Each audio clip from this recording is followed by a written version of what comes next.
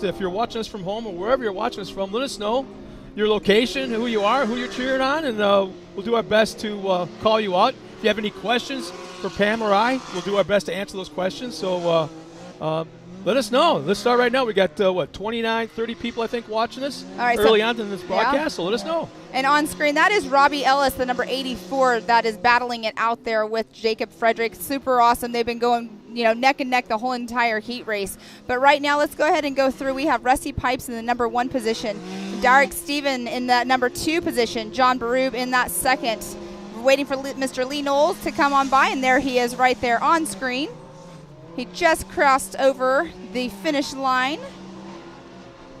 They have 2 laps to go here in the Heat 1 of the Round 6 of the Side-by-Side Championship Series out here at Mid-America Outdoors. It's a great weekend here right now. We have people over on the hill watching, but later on, we're going to have Mud Nasty, $100,000 payout to race in the mud. Like, that is something I've never heard of. We are going to have the pit bike races out there as well.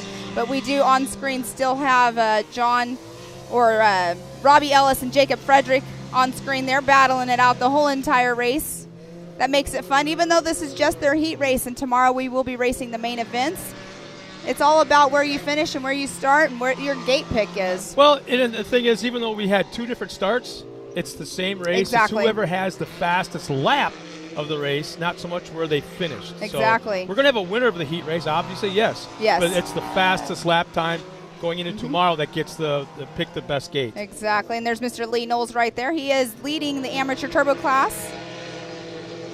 Here's one for you. What time is Mud Nasty from Tamra? I believe it starts at 3 o'clock today, is my understanding. So, we're going to be live. Till 11 o'clock tonight or something like that? We'll be live for Mud Nasty today. So make sure you guys tune in. It's going to be awesome. I went up there, checked out the course the other day. You were up there too, Scott, watching a quad do a test run to see how it was going, and it's going to be tough. I can't wait to see these guys go out there and battle it out in the mud. I mean, right now on screen, we're battling it out in the mud, though. There's mud puddles on the other sides of these jumps. The course later on is going to be really awesome for the Pro Turbo class. I mean, they're getting all the water out of the way right now. Well, we got a lot of people checking in. We got Spring Miller checking in, cheering on Sean Murphy from Wildemar, California. I know you remember where that's at. Yep. Also, cheering on all the Scraping By team and support folks from here at Fort Bragg. And I'm only assuming that you're in the service, Frederick, so thank you for your service, and thank you for tuning in and watching us. And then Beth Sevier says, let's go Lane Yeager. He'll be racing in the 170. So we got some fans that are tuning in right now, anticipating the next race is coming up. Yes, it's awesome to have you guys tuning in for sure. We love seeing you guys comment and everything. Oh, Jim Marsden checked in. Oh, Jim. Our buddy from the UK who's at Crandon right now, getting ready and tuned up to call the Ultra 4. I know. I told him not to get too comfortable talking with Miles. That's his first time ever in Wisconsin, to say nothing, first time ever at Crandon. And hopefully, Jim, you're still there. We'd like to see if we can do a video call, or at least an audio call with you, and give us an update of what's going on there with the Ultra 4s. It'll all depend on timing and when we're busy and he's not, or vice versa. But on screen there is Mid-America Ambassador Mr. Lee Knowles going through that whoop section.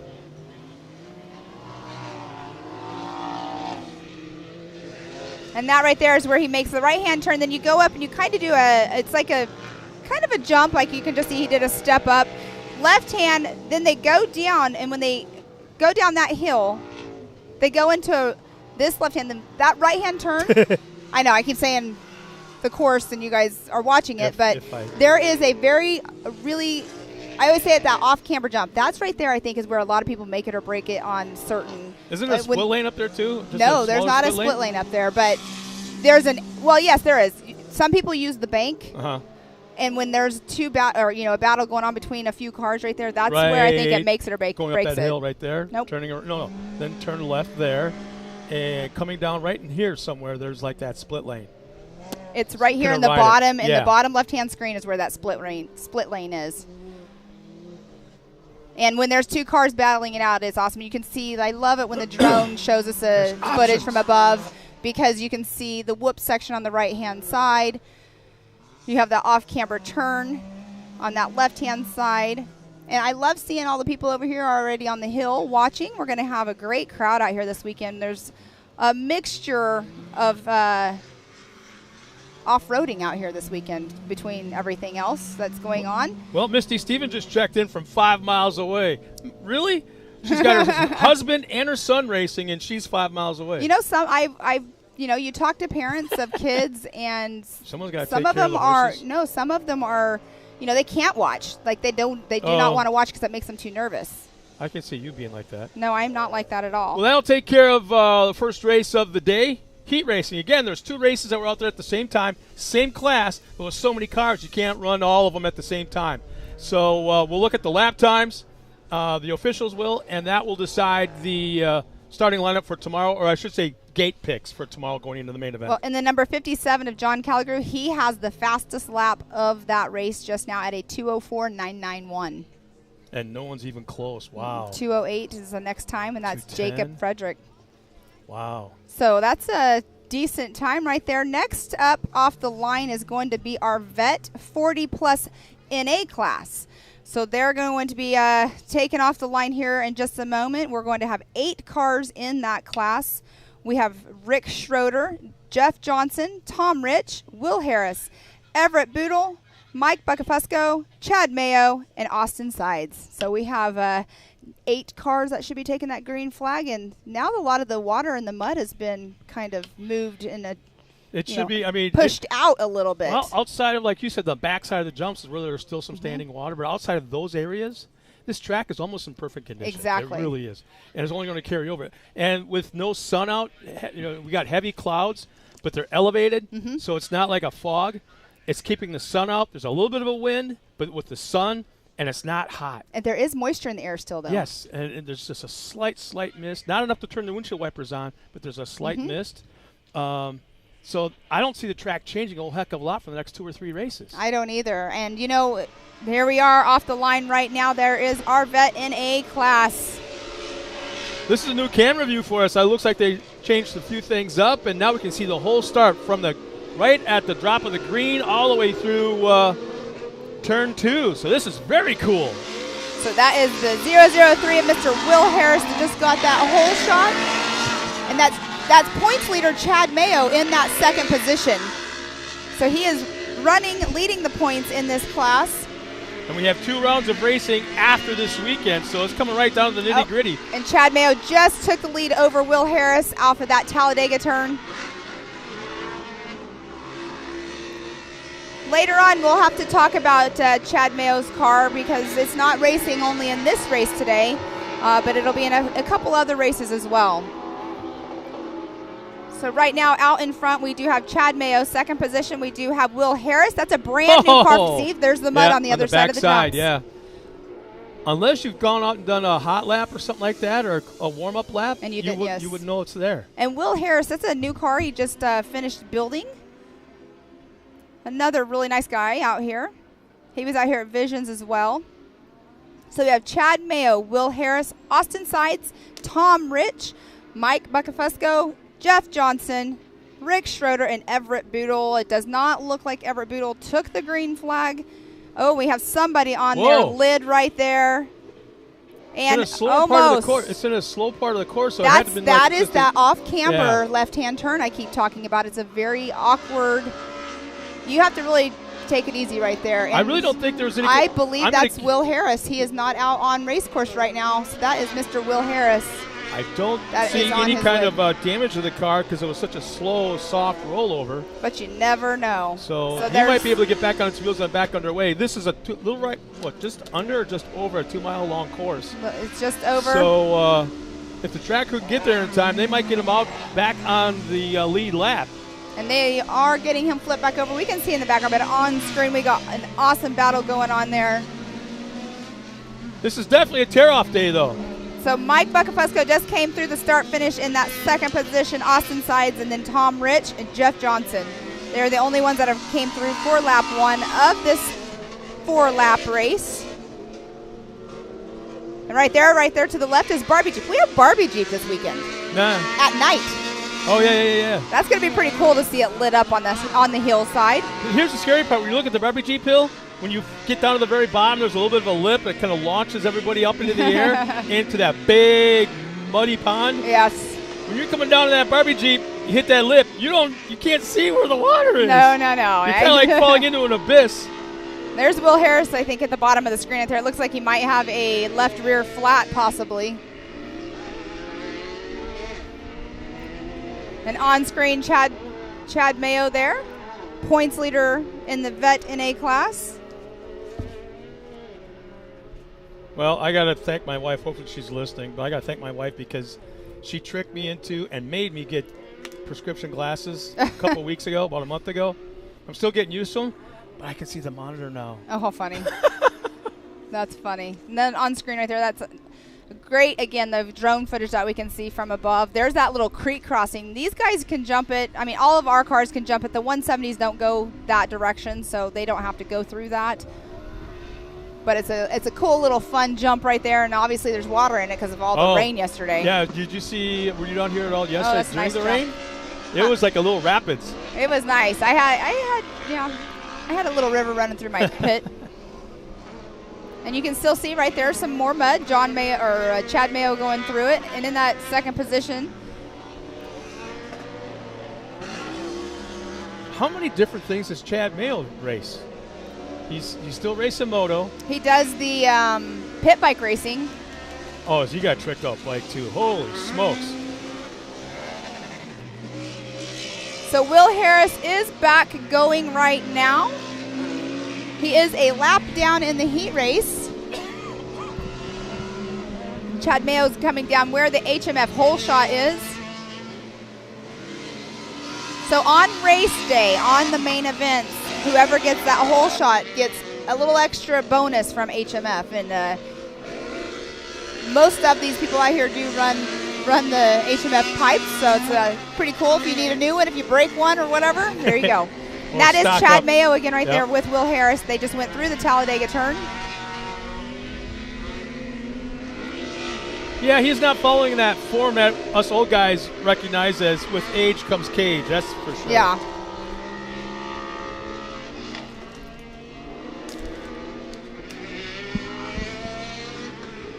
And right here is the exit of that whoop section.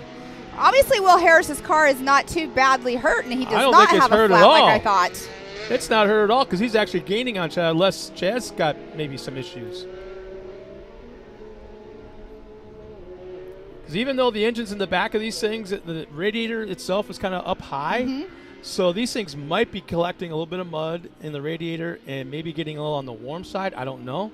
But so our lap times right now is a 2:11.802. That's the fastest lap time in this heat race. Our last race, that was the last lap. 2:07.473 was the fastest lap so far. Yeah, so nobody's even near 3 Chad seconds. With that. Well, and John Calligrew had a 2:04 last race, so 3-second difference between race 1 and race 2. But again, race 1 was a turbo class.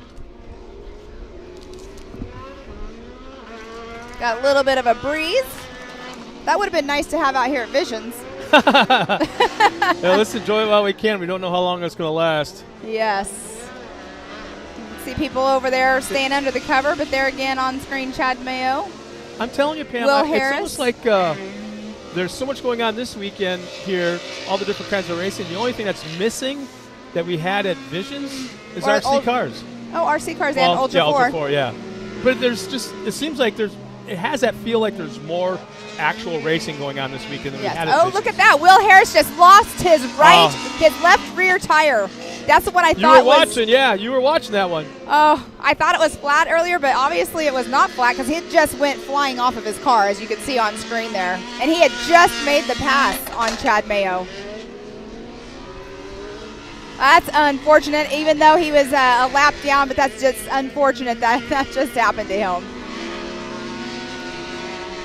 You can see, I mean, we always talk about like the drone footage doesn't do justice for us, like on hills, like how steep hills are and stuff. But for this kind of situation with the track conditions, it shows you how perfect it is because you can see where the moisture's at, where the puddles are. I'm Yeah, really Chad's bummed. I'm not- really bummed for Chad or for Will Harris right now. Chad's not nearly as fast as he was the first few laps. Well, I mean, if you're leading the points and you're leading the heat race, why push it? Well, you want to there's get to that, the main but event. then there's that, but then there's also, okay, you lift a little bit, you kind of lose that rhythm. Right, I You totally break understand that rhythm, and all of a sudden that's when crazy stuff happens. Well, like I was But- saying, his car's getting used Well, multiple times. he started slowing down, I think, about a lap or two right before the incident with Will Harris. Will Harris, yes. So we have lap times. We have Chad Mayo in that number 1 fastest lap. Mike Buckafesco in the 2nd fastest lap. Tom Rich 3rd. Austin Sides 4th. Jeff Johnson 5th. Rick Schroeder 6th. And Will Harris in that 7th fastest time here. So we shall see if Will Harris will be able to fix his car for the main event tomorrow. The mud is packing in on these cars, well, so the it's other hard thing to we see their haven't, numbers. haven't touched is this. It's a clay. It's kind of a weird sandy clay situation, but it sticks to the cars. Right. At the end of the It's race, sticky. even though it's only 4 or 5 laps, at the end of this race, these things are probably 200-300 pounds heavier than when they started. That's a lot on these shocks, on the springs. These are shocks set up for the first part of the race or getting ready, preparing for the second part of the race to handle that added weight. So there's all these different things that these guys are playing with, and it means a lot when it comes to picking that gate come tomorrow for the main event. Yep. So Austin Sides, Jeff Johnson, and Rick Schroeder, they were kind of doing a little bit of a battle the whole entire race, as well as you could see on screen. But next up is going to be the 170 limited class. This is the 9 through 12 age group. Yep, and go ahead and go through the here we lineup. go. We got they're all Polaris except for 2. In the Polaris is Avery Sides in the 56, Miyakato in the 91's a Polaris, Caden Graham in the 57 Polaris, Paxton Yoshimoto in the 228, Connor Stowers is in the Polaris in the 112, and let's see, Kennedy Singleton in the 71, B.A. Smith in the 52, Damian Shamblin in the 37, and Case Beeman, our current points leader, in the 3C, will start in the 9th position. And we saw the kids were out there practicing. This is my favorite class because they are the future of our sport. And they have such a passion for getting out there on race course. They're such little cars to begin with. So yeah. when they go zinging by you, most of them, all you can see is their knuckles on top of the steering wheel and like the top, like the peanut shell part of their helmet on the very top. That's true. That is true on some of them. But this is, I mean, I love all of the racing and all kinds of racing, but in all of the different racing series that we travel to and we work with, the 170 class is always my favorite because the little kids are so cute, and I always call them the little tiny tots. The parents, I love like conversations with them, and it's so cute to try to interview these kids though. Oh, I love to watch the parents that have the spotter radios on, and you can. What's really neat is when you've got your dad, the spotter, and the young one out there on the racetrack, and you see dad say something. Mm-hmm. And you see all of a sudden the car react right away. That kid's listening to his dad. You know, go to the inside, go to the outside, whatever it may be. Mm-hmm. That's what's neat to see. It is. And watch the parents sometimes is almost as much fun, if not more so, than watching the kids on the racetrack and watching their reactions to what's going on out there. I agree. It is. And it's just awesome. Like the kids, the future of the sport, it's fun to see. They have such a little passion for this racing, and you go up and you talk to them, how long have you been racing? And, you know, or how old are you now? No, like, you know, like 9-year-olds. How long have you been racing? Oh, I've been racing since I was 6. Or, you know, like little tiny tots out there starting their racing career. But a lot of kids, you know, their parents. How long do you think it's going to be before we see Gayla and Jason pony up for one of these things to get their first grandkid out on the track? I don't know. We'll see. But we do have going out for the race. 9 cars will be out on the track. Now, they do cut down the track for the 170 class because they don't go up the well, they actually do go up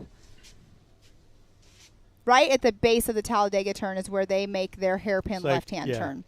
But they do go over and go across that 80-foot tabletop jump. That's not, obviously, they can't jump that whole entire jump, but it's fun to see them get air because, you know, for us, when we're out there racing and we see the cars flying and, you know, landing on the other side, and then these little guys get out there and they get off the ground like, you know, a foot or 2 foot. They like, oh, did you see me jump? I love hearing the conversations between all the kids out there after the race. It's so fun to hear them talking about it and what they did or what their favorite part of the track is. But they are getting all lined up. As you can see, the parents have already made their way down to the spotters area. No, that's actually right on the edge of the track. It is. The spotters for all the other classes are up here on the hill or various areas off the track. But the parents for these classes, And they there have to they go out on the track to a part that's not being used, and the green flag is out. Here we go. They get the long straightaway into turn 1.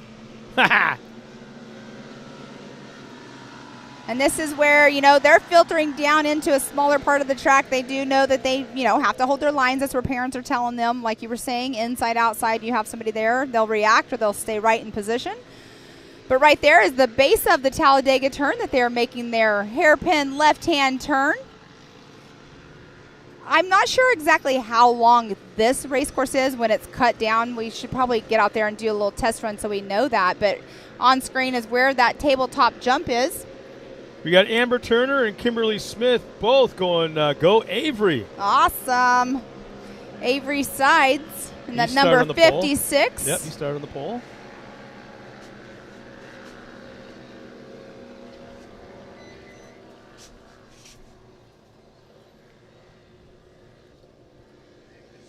Not too sure who it is, but it looks like one of our racers out there has his buddy or a little brother that's spotting for him. All right, and that is that Mia? Miss Mia Cotto that just came through in that number 1 position. Kennedy Singleton in the 2nd position. Case Beeman 3rd. Caden Graham 4th. Connor Stowers 5th. Avery Side 6th. Damian Shamlin 7th. Paxton Yoshimoto in that 8th position. That does not look like B.A. Smith took the checkered or the green flag this morning. But on screen there, that is Mia Cotto that you see with Kennedy Singleton behind. And Case Beeman running in that 3rd position right now in the 3C. He is the current points leader for the 170 limited class 9 through 12 age group. Boy, Mia's really pulled out a lead right now.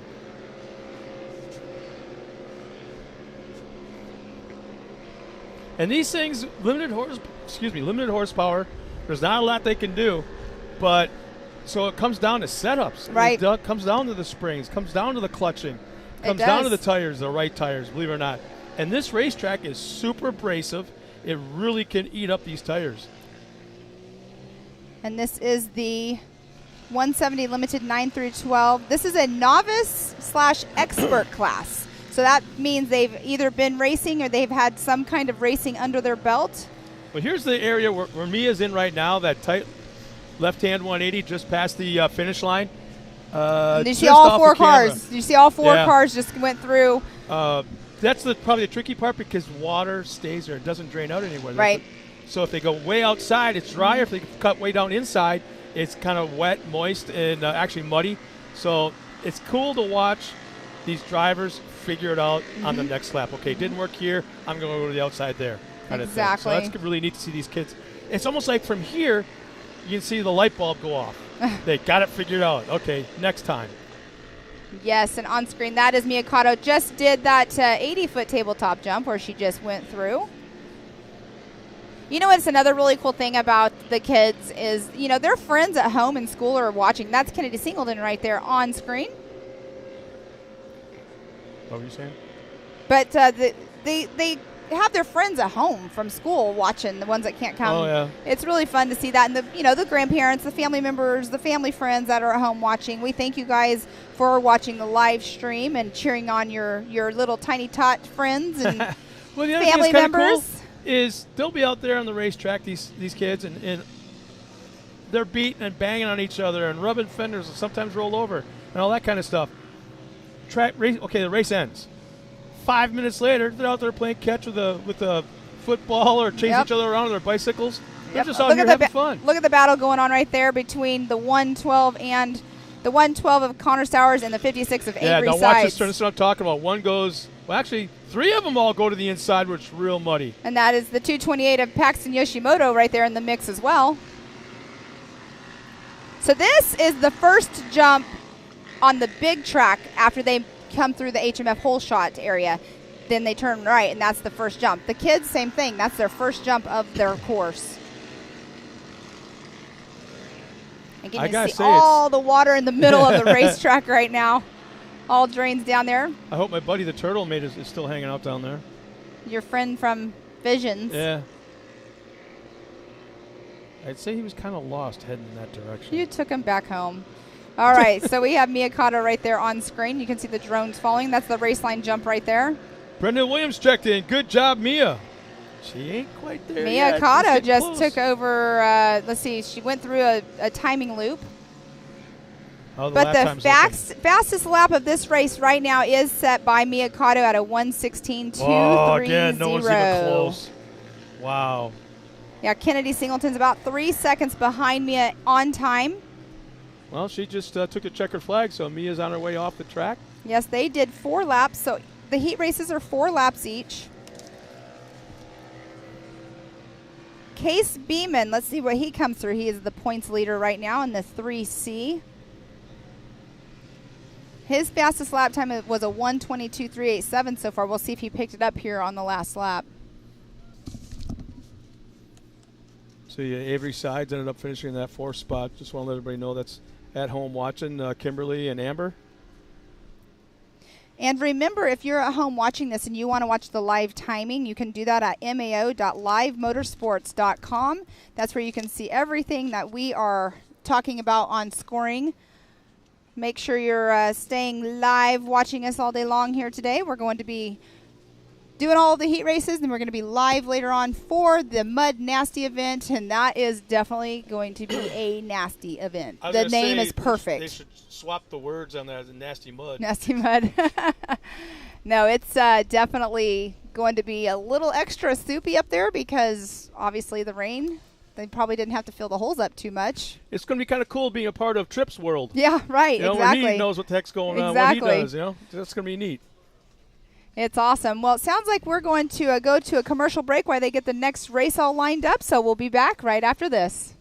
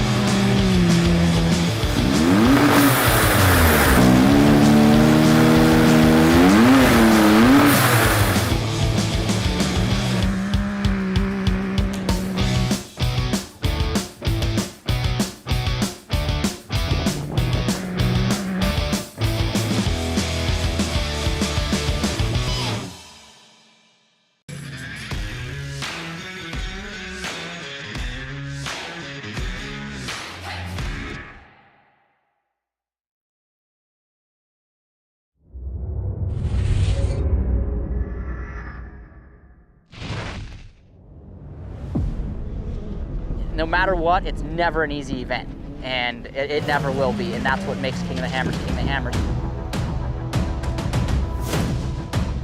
Tire choice is everything. I mean, to have a tire that's reliable and consistent and drives well out in the desert, but yet when we get to these crazy rock sections, still has grip and performs, and we can hit these sharp, jagged edge rocks and not have a problem is what we need. And the Rockzilla's definitely are second to none when it comes to the UTV tires. And it just speaks traction. It's got big lugs hanging off the side. It's got big lugs down the side of the sidewall of the tire. If you're gonna look for something that makes traction and is gonna grip in rocks and dirt and everything, you look at a Rockzilla and go, man, that thing looks like it's gonna do the job right there.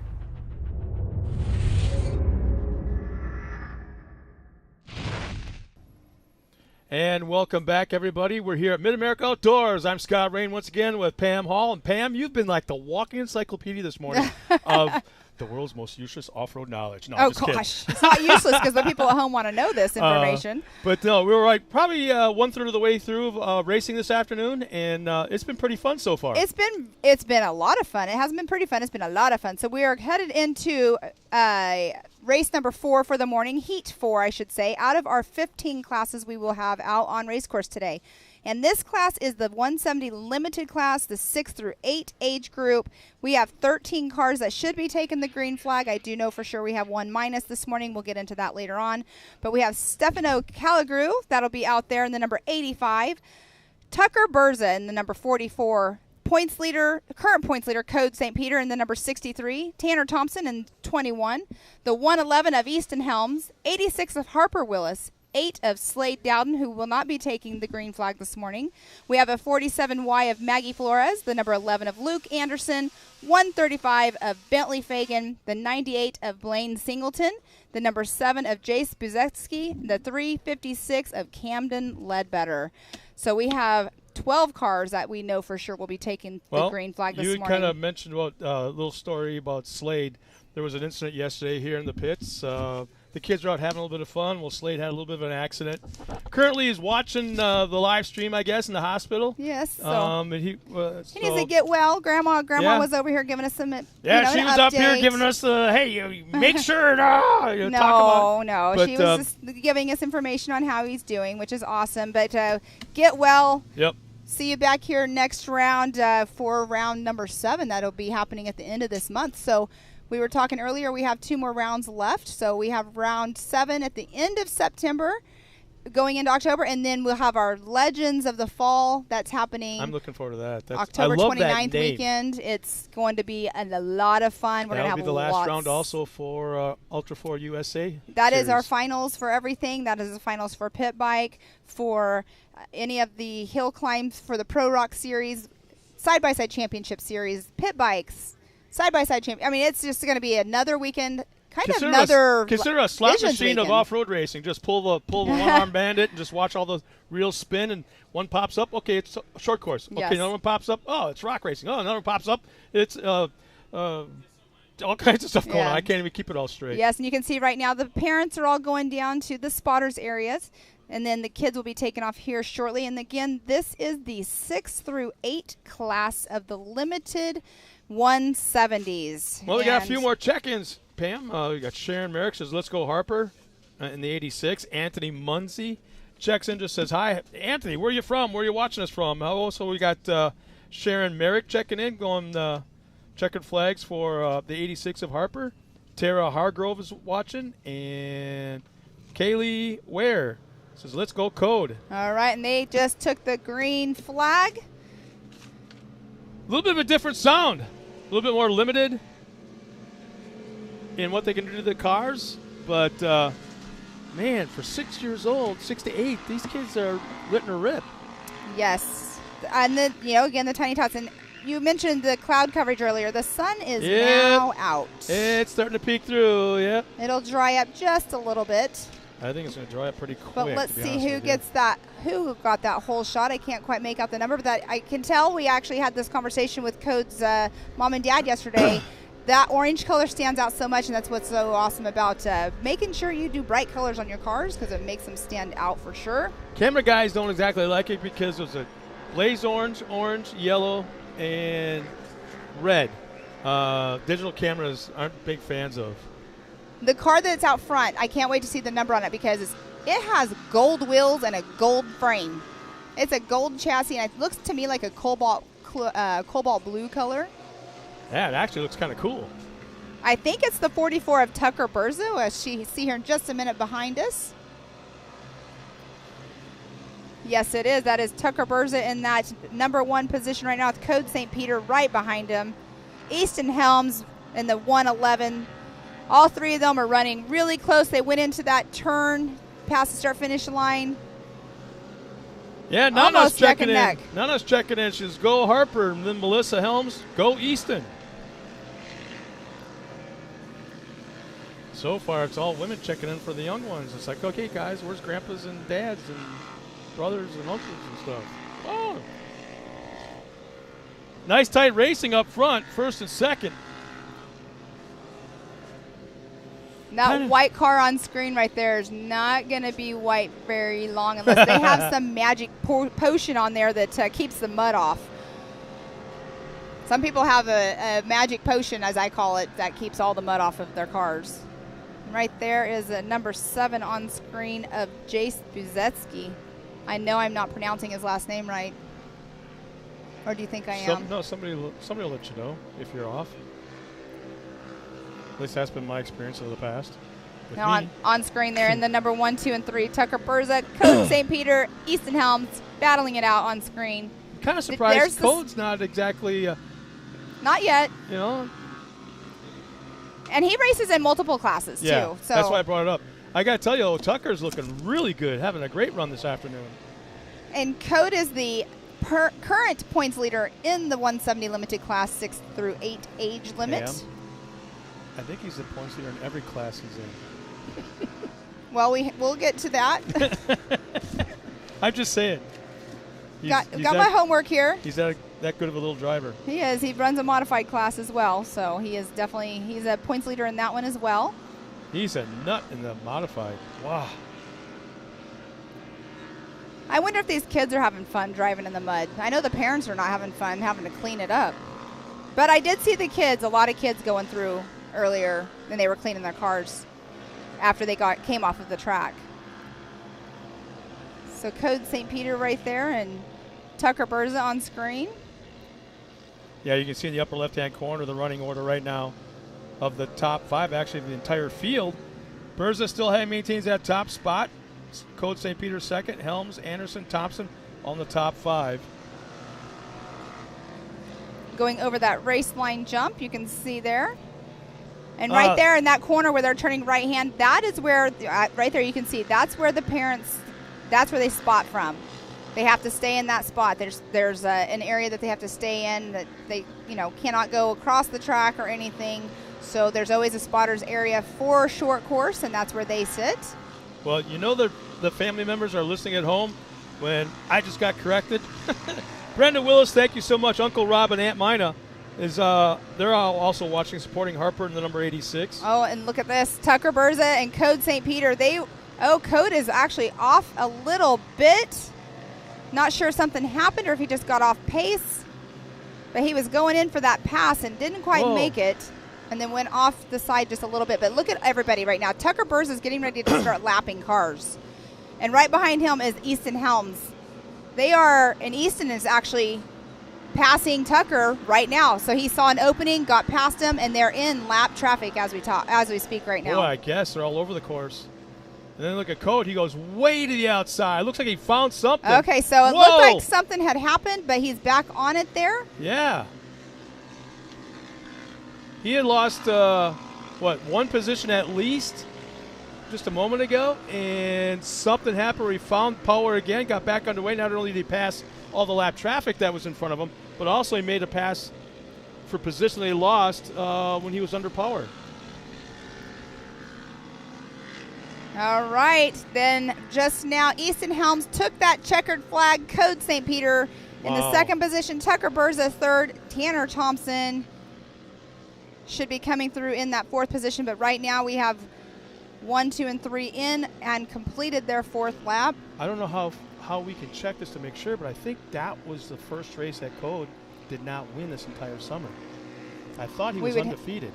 We would have to go back and look, but yeah. That's kind of a big thing, yeah. You can do, if you guys want to check out anything with the racers, you can go to the MAO.livemotorsports.com and you can go through and look at the past races, look at the results. You can actually do that from our website at Mid-America Outdoors. You just go in and click on the side-by-side series, and that's where you can find points, results from past races. But we do have Easton Helms with #1 position, Code St. Peter 2nd, Tucker Burrs the 3rd.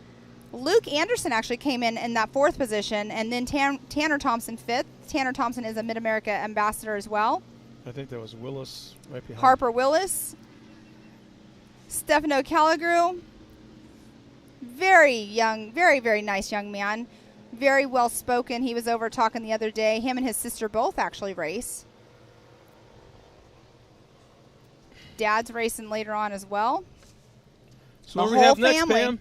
Next up, we will have the 170 stock class. They should have 15 cars that will be taking the green flag. Yeah, here's our lineup for that. On the pole, gate number 1, the number 3 Polaris of Westland Coates. Carson Hills roll alongside in the 126. Paxton Shamblin starts 3rd in the 37. Addison Calagru in the 85 will start 4th. 5th will be Atlee Yashimoto in the 612. Our current points leader in this class, Carson Summerfield in the 09. Caden Vanover starts 7th in the 22 Polaris. Haiti Cohen in the 121 Polaris. Actually, this entire field is all Polaris. Starting 9th in the 113 will be Bear Medlin. Alongside Bear will be Blaze Medlin in the 122. Aiden Ballinger in the 2011 will start 11th.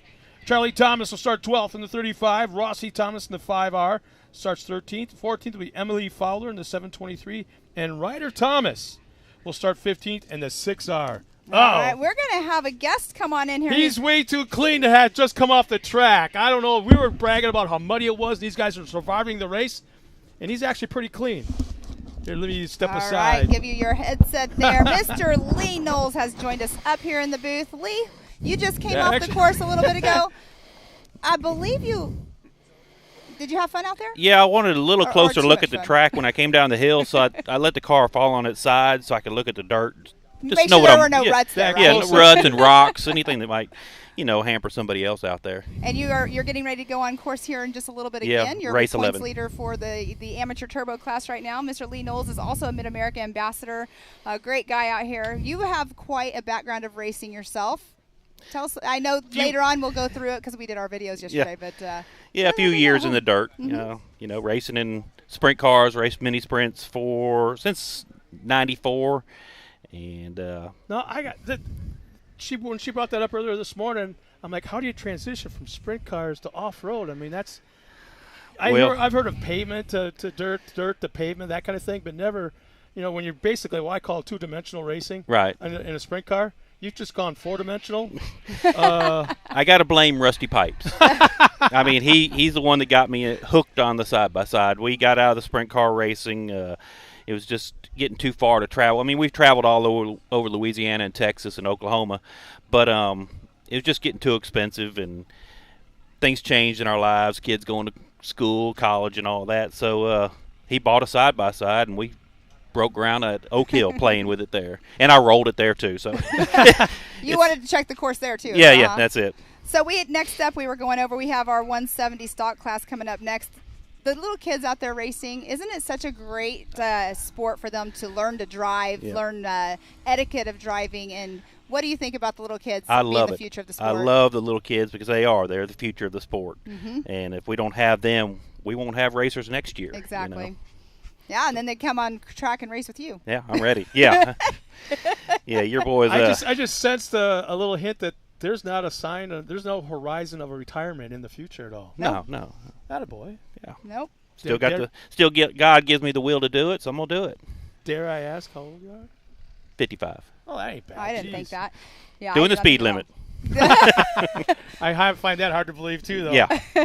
No, racing is left for a race course, right? That's it. Now, Lee, when you look at the state of I'll call it the state of the union, but the sport as a whole right now, doesn't matter if it's a Midwest off-road short course series or in the West Coast or in the Midwest or a part of here at Mid-America. What do you think the status quo is as of right now in the sport? The side-by-side, I'm seeing it growing like crazy. Yeah. it's expanding, and every time you turn around, there's another series or another track or whatever out there. It's just New growing. people. Yeah. What is it about Mid-America that keeps you coming back here? Everything. I mean, oh my gosh. I knew that was coming. Like I said, we've raced all over, and there's been nothing like this facility. Nothing. All right. The first wave of cars just took that green flag, and I believe that is the 121 of Haiti Cowan that just took that #1 position. These cars are so small. Obviously, the numbers are a lot smaller on there as well, but it's fun to see these little tiny tots out there like we were saying. This is, I mean, I was saying to you earlier, I love all of the racing, but the kids are my favorite. Yep.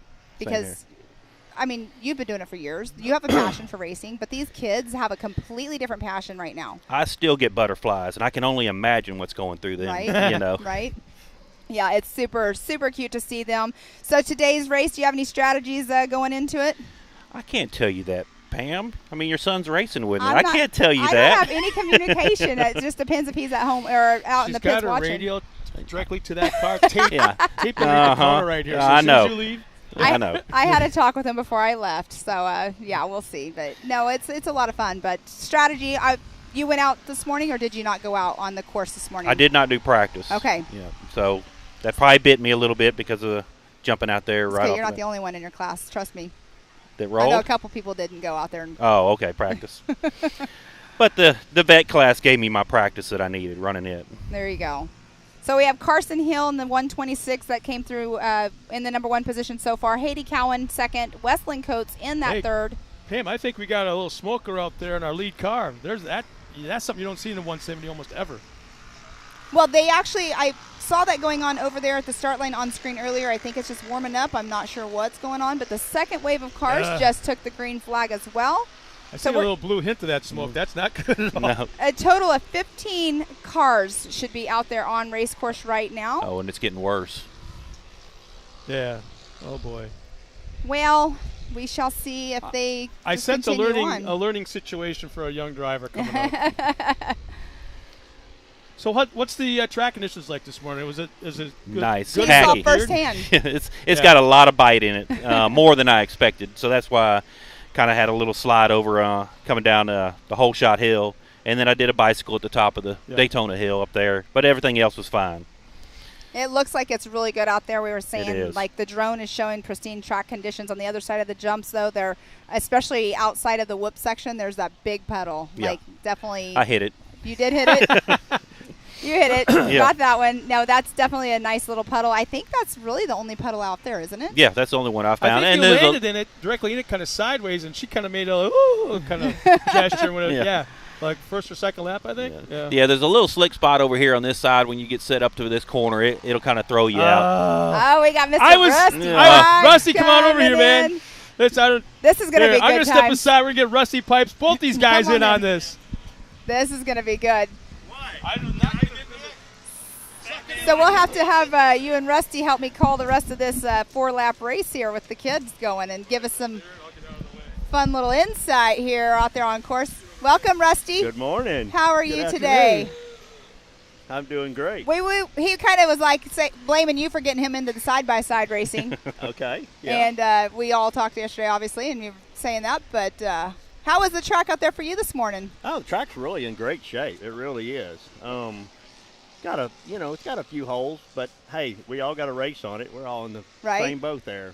We're saying that later on you guys are just kind of clearing the mud and the water right now. That when the pros go, the track's probably going to be perfect. Oh yes. Right? Oh, That's yeah. how it always goes. 100%. The track will be great. It'll probably get a little dusty later on today, but not bad. Not bad. Yeah. The the crew out here that does the water and stuff like that take care of it. Yeah. They do a great job out here. Gus has an amazing job. Look at that on-screen passing going on there. Good battle. I can't quite make out their numbers. I believe that is one of them's on the inside. I believe that was the 22 of Caden Vanover. It's really hard to see their numbers. You guys, we were saying earlier, your guys' numbers are bigger because of the bigger cars, and these guys are smaller. And I love it when the drones, they do get in, try to get it to us. 50. Those drone guys, how about them? Holy smokes. Oh, our drone Look guys at are this. amazing. Oh, that is the 5R Got a of little Rossi smoke Thomas. screen going on. So Rossi Thomas was the one that was out front and got the whole shot earlier then, because that's the one that was, throwing the smoke. Has been doing that since the beginning of the race. It has been doing that, yes. Yeah.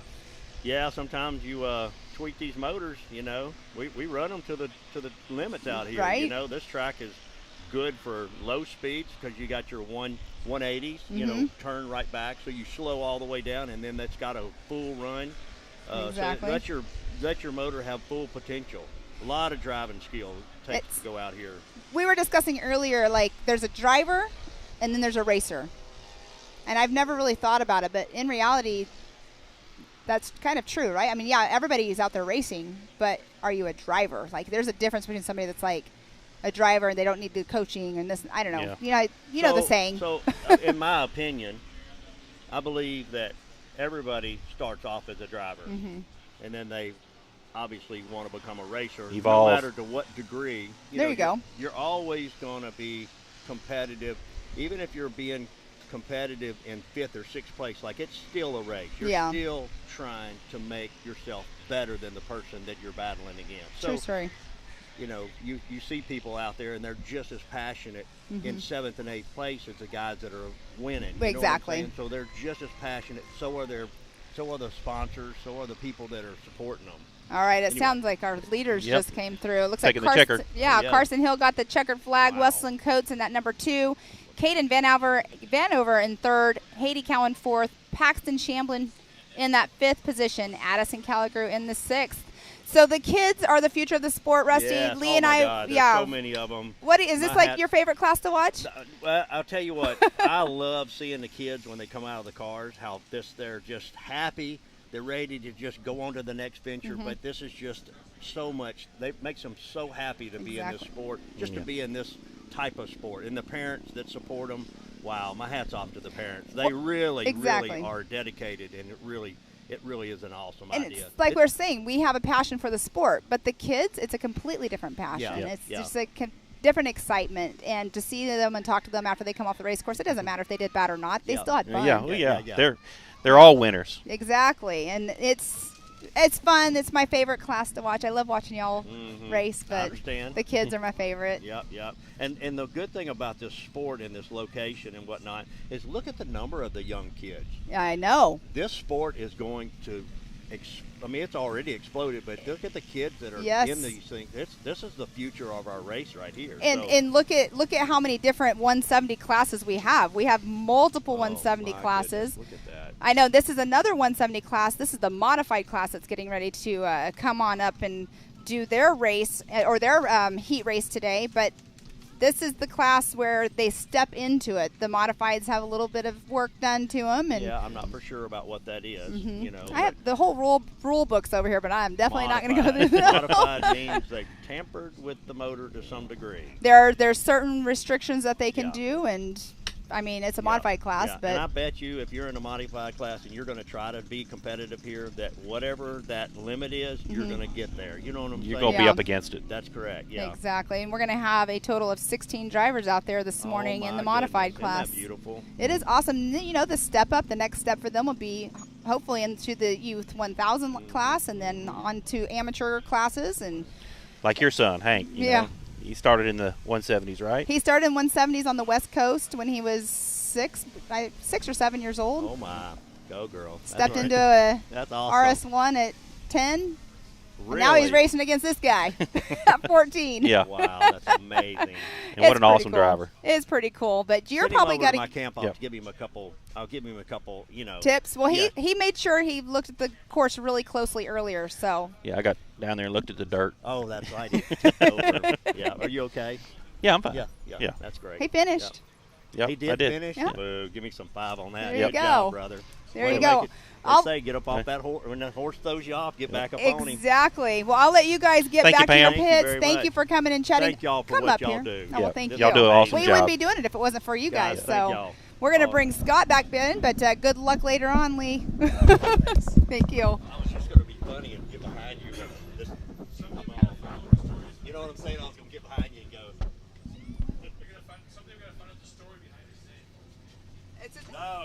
All right, so we are going on to our 170 modified class. Up next, 16 cars that will be taking the green flag.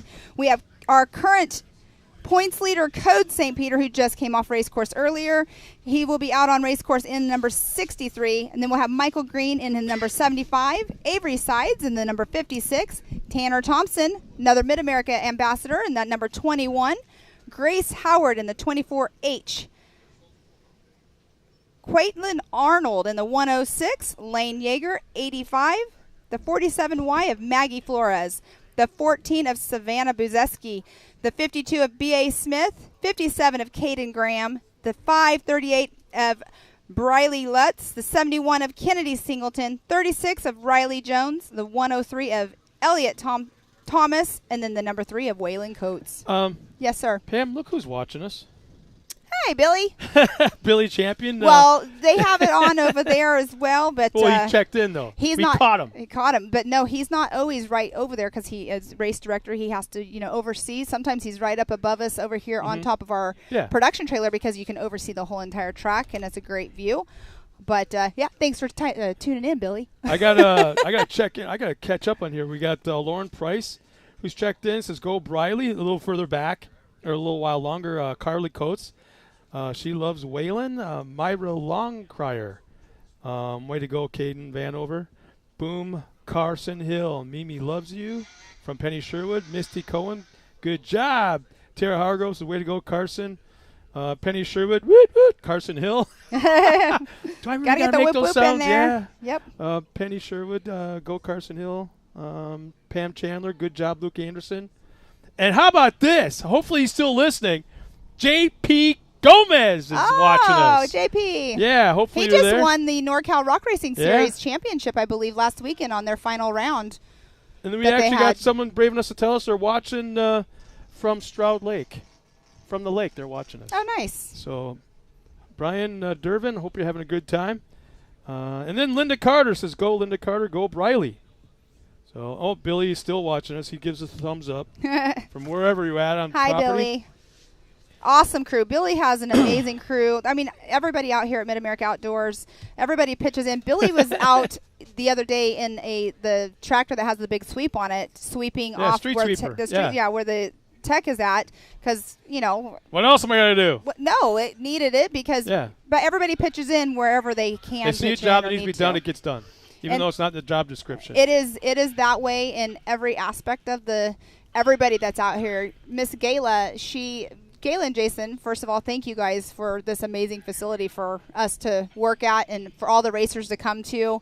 You guys have an amazing place here we go. First wave is up the line. I think we're going to see a little different. Yep, already. Hole shot. How about that? Mr. Case Bayman got that number 1 hole shot. That is Tanner Thompson in the number 2 position right now. The 855. That's Code. That's up. Pulled the hole shot. Yeah, Code St. Peter. Yes, Tanner Thompson in that second one. That Lane Yeager was in that. Is actually in the number 2 position right now. Took over from Tanner Thompson. Yeah, I remember. I think I told you this at the last round of racing when I actually was doing the victory interviews for the main events. And I interviewed Code. I go, how about this? You think the day will come you take this car, step up and race your dad in his class with this car? You think you'd beat him? He looked at me and goes, yep. You were talking about Code? Yeah. And the second wave is off the line. So we got 2 races in one, but they're the same class. So keep that in mind. And again, we're going off of lap times, not finishing order. Correct. For tomorrow's gate picks. Correct. So like when at the end of the race, when we're saying the positions, we're just saying where they came through on the finish line, their times are, for you at home that are watching. So Jamie Ewing checked in. Tillman and Carolyn Claire Ewing are watching. Good luck to all. I hope they're healing up. Yeah. Tillman has a broken foot, I believe. Is that correct, Jamie? You can correct us on the live show. And Carolina Claire, something, I believe it was her arm, possibly. That's a banged up family. Well, active family. Anything that's load bearing on your body, like a knee, hip, ankle, foot. I totally sympathize with the situation you're going through. I broke my ankle 4 years ago in 5 spots. And hey, that doesn't sound fun. But on screen right there, that is Case or Code St. Peter. Had a fun little talk with him yesterday as well. He's already lapping. I'm not sure what that car number is, but he's already lapping. So Donald Tanner's grandpa is watching. That's come from Fred Thompson. Tanner Thompson.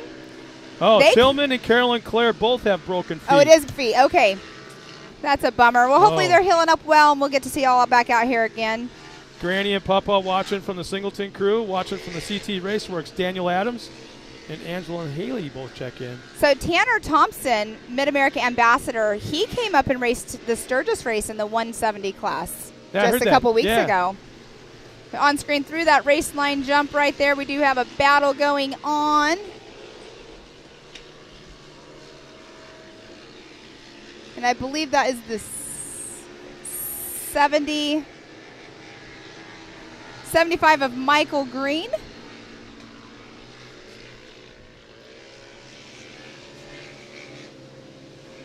So I'm trying to, there we go.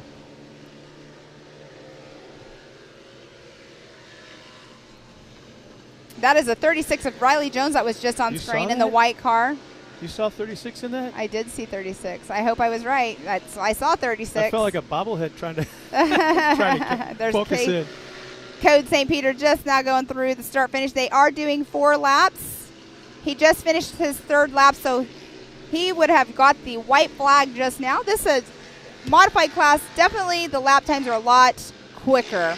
On screen right there is the 8:55 of Lane Yeager. Yeah, the sound is a lot different. The way these cars handling is a lot different than what we've seen in the other classes that look like this. Yes. And the speeds are way different. Right now, the fastest lap of the race is, let's see, how do I go down on this? Fastest lap of the race right now is Code St. Peter at a 108.291. Caden Graham is not far behind with a 108.6. Wow. I think that's the closest time gap we've had so far this race. Yes. So, in any of the races. So the 47Y of Maggie Flores and then number 3 of Waylon Coates did not take the green flag this morning. But Code St. Peter should be coming through, getting that checker flag here in just a moment. And there you see it waving on screen. Tanner Thompson should be coming through shortly after. And what a race they just had out there for their heat race for round 6 of the Side-by-Side Championship Series. Lane Yeager should be coming through here in just a moment as well. So Tanner Thompson, his time was a 1:13.529 was his fastest lap time. But right now it looks like Code St. Peter has the fastest lap of the day in Moto number 6 at a 108.291. But by position coming through, getting the checker flag, Code St. Peter in that number 1 position. Tanner Thompson, the 21 in number 2. The 8:55 of Lane Yeager in that 3rd position. Quentin Arnold in that number 106 in 4th. We've got the 52 just came through the line too of B.A. Smith. So B.A. Smith did not race the race earlier that he has entered in, but he just raced the modified class. Well, it appears that Brittany Owens is pretty happy. She goes, Yeager's 3rd. Awesome. All right. So you guys at home watching, again, you can go to mao.livemotorsports.com where you can see all of the live timing. You can be like us. We have live timing up on one screen going through, and then we have the live feed as well. But Code St. Peter just now with the fastest lap time. He is the current points leader in the 170 modified class. Next up, we are going to have the Expert NA class. Yeah, let's check out some of the lineup. We got 16 cars, I believe it is. Let me double check that. 16 cars. Yes, sir. So here's our lineup at the line on the pole. 37 Yamaha Pac Shamblin. He'll be starting on the pole. Elena Baker, who's our current Alania Baker. Aliana Baker. That's kind of like tricky on my tongue. Aliana Baker. And she'll start 2nd in the number 12. Tom Rich in a Honda will start 3rd in the 18. The 21 of Keegan Cummings will start next in that 4 spot. 5th will be Logan Ellis in the 118. Gavin Beers will start 6th in the number 14. Reese Harris will start 7th in the 24 in a Honda. Aaron Cuevas will start 8th in the number 16 Polaris. Chad Mayo, boy, there's a name we don't talk about very often, is it, huh? He'll start 9th in the 401. Rick Schroeder will start 10th in the 978 Yamaha. The Polaris of Will Harris, he's second race out Well, here. he lost a left rear wheel earlier, so we'll see if he got his car fixed, and we'll be back out on race course. He'll be out there. He's scheduled to start 11th in the 003. Braxton Moore will start 12th in the Honda in the 1776. The 172 of Lake Edwards will start 13th in a Honda. I don't think he's running a Polaris. I'm sorry, I don't think he's running a Mercedes. But that's the logo they got next to it. Sean Philbin will start 14th in the 614. Brandon Thomas in the Polaris in the 102. And Carson Vale starting dead last in a Polaris in the With 999s. his long, luscious locks. His hair is I'm awesome. Look at this. I'm trying to bring back the old man mullet. Is it working? Is it? No? No, not at all? No? I don't know. Okay, I'm trying. I'm not really a mullet person. Yeah, well, I'm hanging on desperately to my youth. Oh, goodness gracious. Okay, we'll say the late 70s, early 80s. I'm hanging on. Oh, geez. Okay. Yeah, no. So Aliana Baker, she is the points leader in the Expert NA class. They got here a little later yesterday because of practice being canceled. And we'll talk about this class in particular. NA, obviously, naturally aspirated, but what are the other aspects of this class? Well, they've been racing for a long time. Obviously, because they're in an expert class. It's not a beginner's class. We have the amateur class for that. But they've all been racing for quite a while. There's a lot of familiar names in there that we've been talking about already this morning that have been in other classes. But this class is a fun one to watch. So this class, there can be some RS1s in the class, obviously, because it's an NA. That's what I was getting at. Yep. And, the single seats. Chad Mayo's he's in a RS1. I believe it's an RS1. It looks like an RS1. But it's definitely a fun class to watch. Their next step up is the Pro NA class, so we'll see if any of them will be stepping up next year into that Pro class. Well, I kind of try to observe everything going on around us, not just the camera right here in front, but also what's going on around us here on the hill. And it's I full. know something's starting to happen when towards the mid-race of the 170s or the youth classes, all of a sudden the hill starts to fill up. Well, people start to park. There have been a lot of people up here watching the youth. Well, yeah, so but I mean, that people, right. Something's about to happen. Well, the the cars hill are getting across the way. faster, and it's just naturally how this sport is. When the pros start getting ready to come up here, the hill starts to fill up. Right. Everybody wants to see the pros. Right. You got grandpas and grandmas and aunts and uncles and the families that want to see the kids, and that there's that. But also, what sells the tickets? We all know that. Are the monster trucks, so it's the big fast guys that want to come up. The fans want to come up here and see. So well, and another thing too is a lot of the people that are out racing right now, they want to see the pros too. So what do? They go back to their pit as long as they're not having to work on their car and stuff. Then they come and you'll see them on the hillside as well. Or you'll see they'll pull off the track, turn around, come right back to the hill Right. and park, still full of mud. Yeah, right, exactly. But so, this is a good class. I'm gonna step aside here real quick and not talk about this. I want to talk about what you got going in your pits. Just real quick, I got a little bit of time. The guys are still getting lined up, so I know you don't like to highlight it. We're not highlighting. I want to talk about it because this is the cool part of this sport is the family aspect. Full involvement. Mom is up here as one of the broadcasters. She's raced this sport before. And I actually raced at Visions here. You keep saying that. That was fun. It was so much fun. You guys have to do it next year. But talk about what's going on in your pits. Well, Hank is racing. Who's Hank? Hank is my son. Okay. He's been racing since he was 6 years old. How old is he now? He's 14, and he's racing in the amateur turbo class.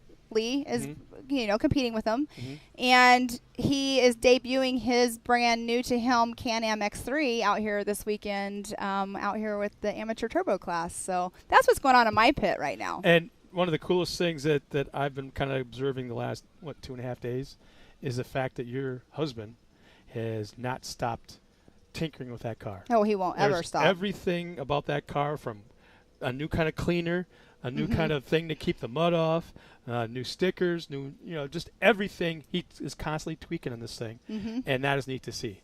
Yeah, he can't sit still.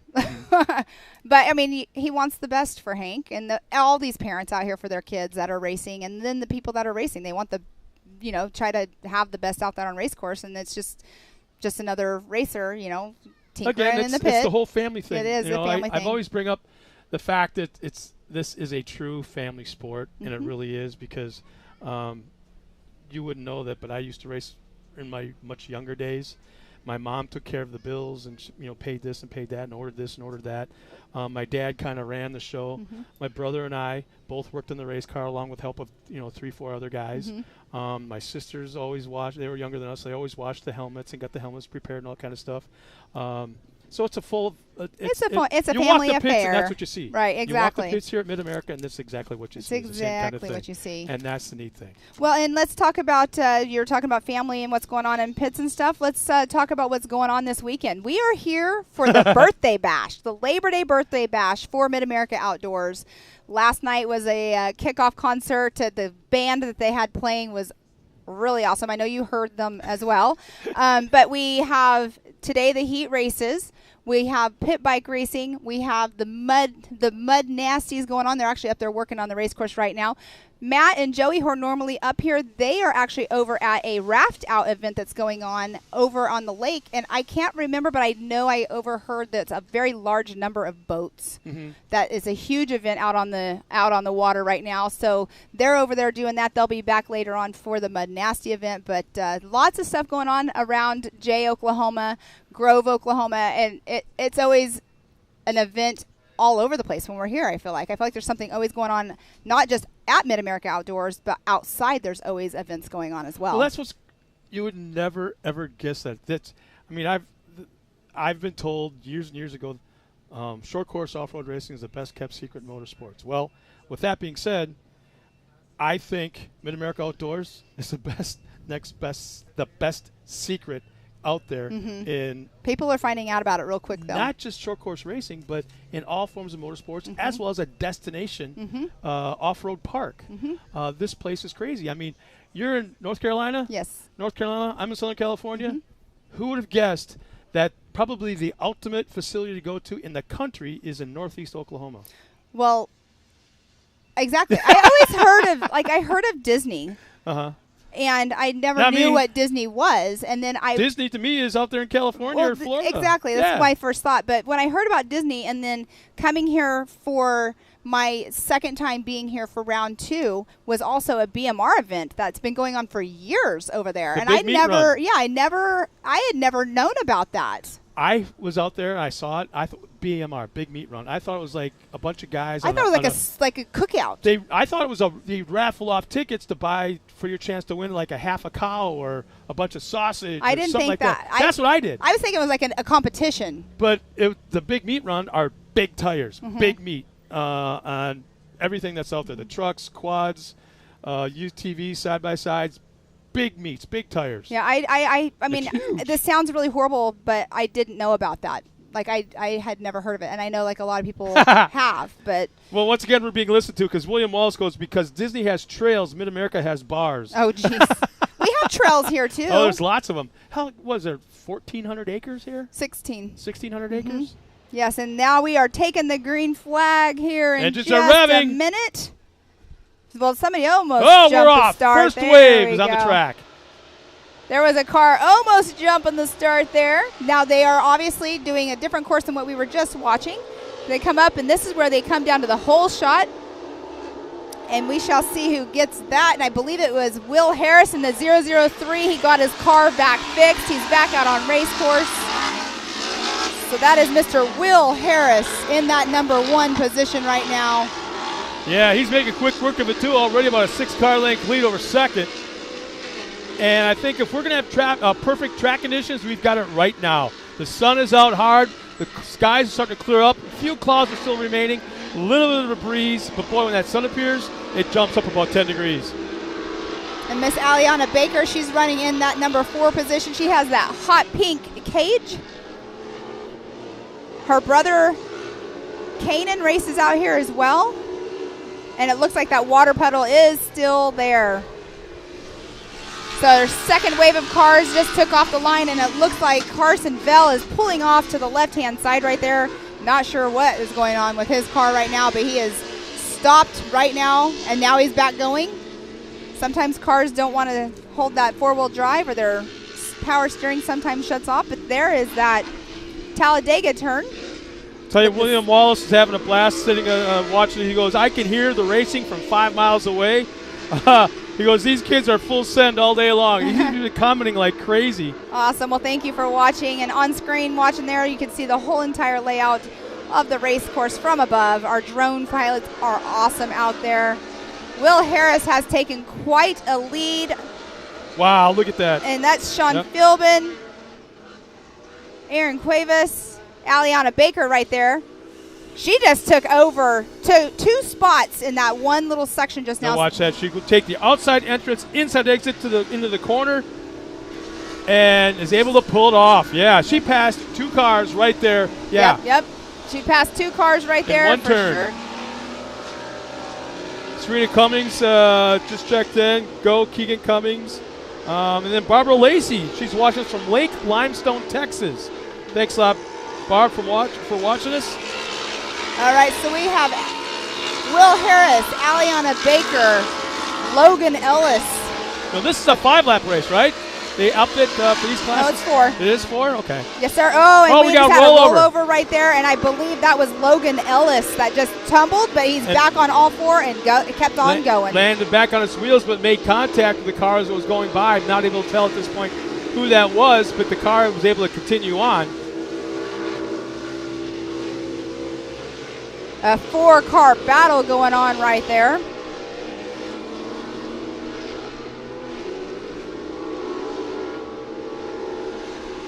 And that is Will Harris and Aliana Baker. They're getting ready to battle out for that 1 and 2 position.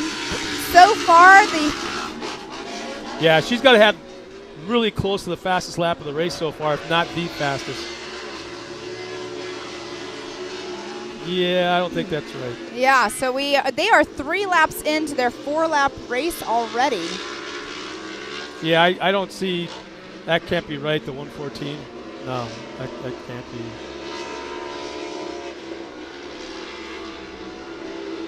All right. I think we kind of need sometime, the people just can't conceive. All right, we'll give updates here in just a little bit when we get the timing, but on screen there, that I believe is Mr. Chad Mayo right there. Yeah, the fans that are watching, even on the hill, to say nothing of at home, they can't Look at the battle feel right or there. see or understand how the obstacles are, how big Look, these jumps Aliana are. Baker's getting ready to. Yeah. She's going Here we for go. that She's lead doing that same position. move. Outside entrance, inside exit to the corner. Now Yeah. she chooses to stay on the outside. Now watch for that. Nope, the There we inside go. outside like they do in circle track racing. Well, she's trying, but it's not there because Not yet. protecting that line. There we go. There she goes. She's taking that inside See? line. She took the lead away from Mr. Will Harris. Dive bomb that corner. I think Will Harris has got another problem. I think he's not saying that take anything away from. Oh, and our Aliana leader. just bicycled up there on the Talladega turn. But it was a quick recovery. Now she's got to just pick her line, the one she wants to go on. Don't let the car drive you. You drive that car. And Aliana Baker is the leader of points in this class of the Expert NA. Nice looking car too. She is showing us why she's the leader right now. Yeah, that's a really nice looking car too. I like the fact that when you look at it full of mud, you can still tell it's hers. You still know who it is. All right, so I misspoke earlier. The lap time, it was saying that we were on lap 3 or 4 already. I didn't quite think that was right, but we are on lap 2 of the 4-lap race. Heat race, I shouldn't say race. We have our main events tomorrow morning.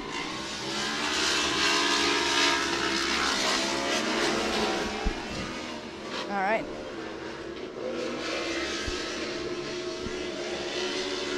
And Aliana Baker on screen there, the drone following closely behind, or not behind, I should say above.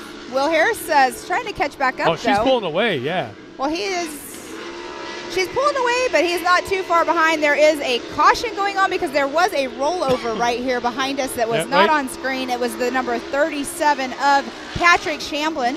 So for the fans at home that don't quite understand certain aspects of short course off-road racing, it is a yellow zone, and it's very seldom will track this size. It's a local caution. Yeah, you won't see a full course caution. It'll be just a yellow zone. So from the first yellow flag to just past the incident site, it's a 15-mile-an-hour speed limit. Will Harris and Aliana Baker were just rubbing tires side by side going up into that first hairpin turn.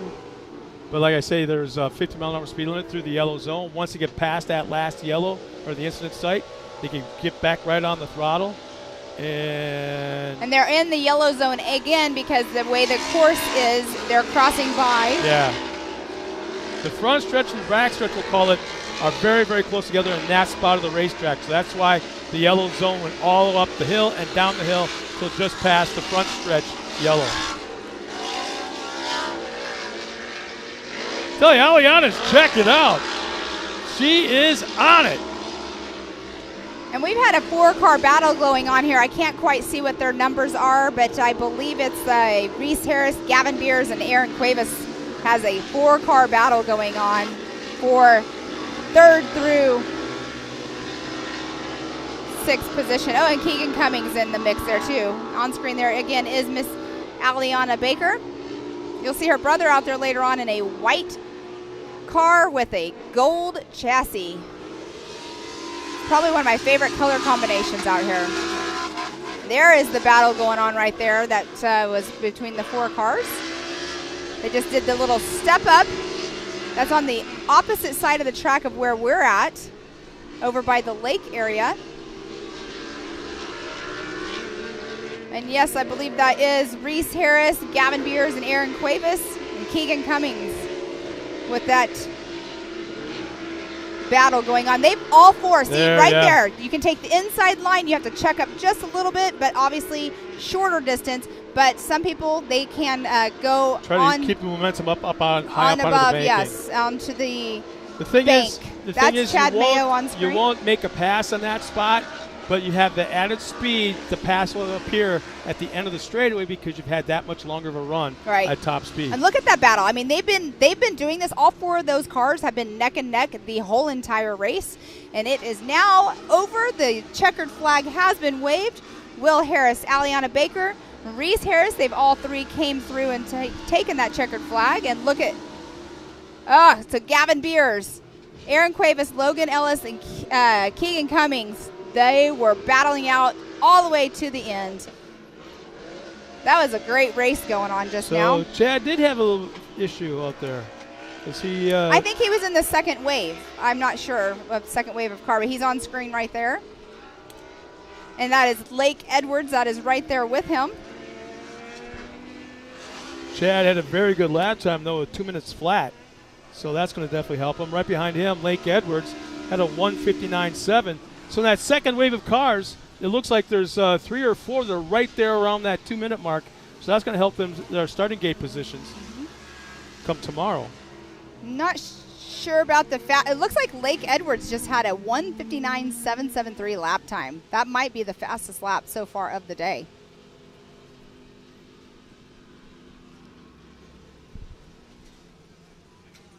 All right. Finishing up just now was the 102 of Brandon Thomas. Just took the checkered flag. They'll make sure course is all clear. Aliana Baker. Well, Aliana Baker just took the number 1 position in that heat race, and she is also the current points leader. So our next race will be amateur. Oh, yeah, amateur NA.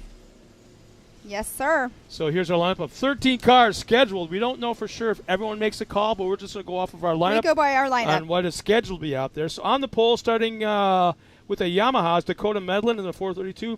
John Roush is out there in a Honda in the 65. Josie Watkins in a 401 in a Polaris. Actually, sorry, go ahead. Oh, no. Go ahead. Finish out, and then I'll tell you about Josie Watkins. Well, we're right there. You can go ahead and do it.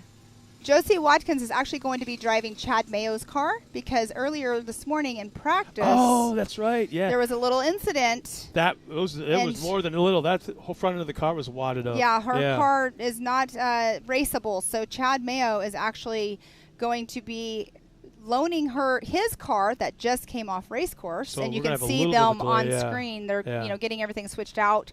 She'll be hopping in his car, so that's awesome. Okay. Awesome. So, anyways, go ahead. I'm so sorry about that. So Josie Watkins will be out there in the 401 behind the wheel of Chad Mayo's car. Loaner. Nick Slinkard in the 927 starts fourth in the Polaris. Randy Boyder in the 85 in the Polaris starts fifth. Starting sixth, another Polaris. Bree Seek in the 431. Ashley Rowden starts seventh in the 15. Blake Helms will start eighth in the 111. The 27 of Tyler Johnson starts alongside Blake Rankenmeyer in the 777s. Rowdy Speaks will start 11th in the 42. Chris Adelot. It will start 12th in the 273. And Waylon Wharton will start 13th in the 55. That's what is scheduled to come out here to take the green flag in just a moment. Yes, and you can see they're all lined up, but Josie won't only be racing right now in the amateur NA class. She is also racing heat race number 9 in the women's NA class. So she's racing 2 races in a row in Chad Mayo's car. So I did not see her car. Wore out by the end of the weekend, huh? I didn't see her car earlier, but Jen Mayo came over at driver's meeting and informed that was what was going on. I happened to be up here when the car was pulled off the course, and the left front was just buckled way right underneath the skid plate, and it was pretty much a mess. Yeah, it definitely is not a good thing when that happens. And she's running first in points, so she is the current points leader in that women's NA class. So that's really awesome that Chad offered up. Or I'm not sure how the conversation went down, but the car's been offered up. She's racing it. That is another thing right there. We were talking about family earlier. That's a race family. Extended happens. family, yes, Extended there you go. family. But that's just a classic example of what happens out here sometimes, and for that car's going to be racing a lot. Like you said, it's going to be worn out by the end of the weekend. So, I mean, he had raced earlier. Chad raced it. Hasn't he already raced it twice this morning? Because he's in one of the vet classes as well, I believe. So it's 4 races in a day. Yeah. I mean, it's a lot of prep. You only have so much time to do a bolt run and make sure the clutch springs are all right where you want them to be and the belt in a good shape. You know what I call that? Instead of doing all that work between the races? Run what you brung. There's that. Yeah, run what you beat up on. Yeah, that sun's out in full salute right now. And the beautiful American flag, it's over there Ain't that waving in neat? the breeze. What a great spot. It is a great spot. I wanted to talk to Jason about that. How much that what he's got in that flagpole and that flag, because that's what I want to do. At your property, your new property. Yeah. You won't be saying you're living in Southern California anymore here pretty soon. Yeah, to that. Off the line, they now just took that green flag in the amateur NA class. We'll just see here in just a minute who got that hole shot. They're 2 wide coming around that left-hand turn, coming down the hill. Hole shot goes to the white and blaze orange car. It goes to Bree Seek and that number 431. Yeah. So Bree Seek got the hole shot, but the hole shot award does not count for heat races. It's only for main events. But what a way to practice, right? So Dennis Simmons checks in. Goes Blake. Den and Nana are watching. Bree Seek is already checking out. Yeah.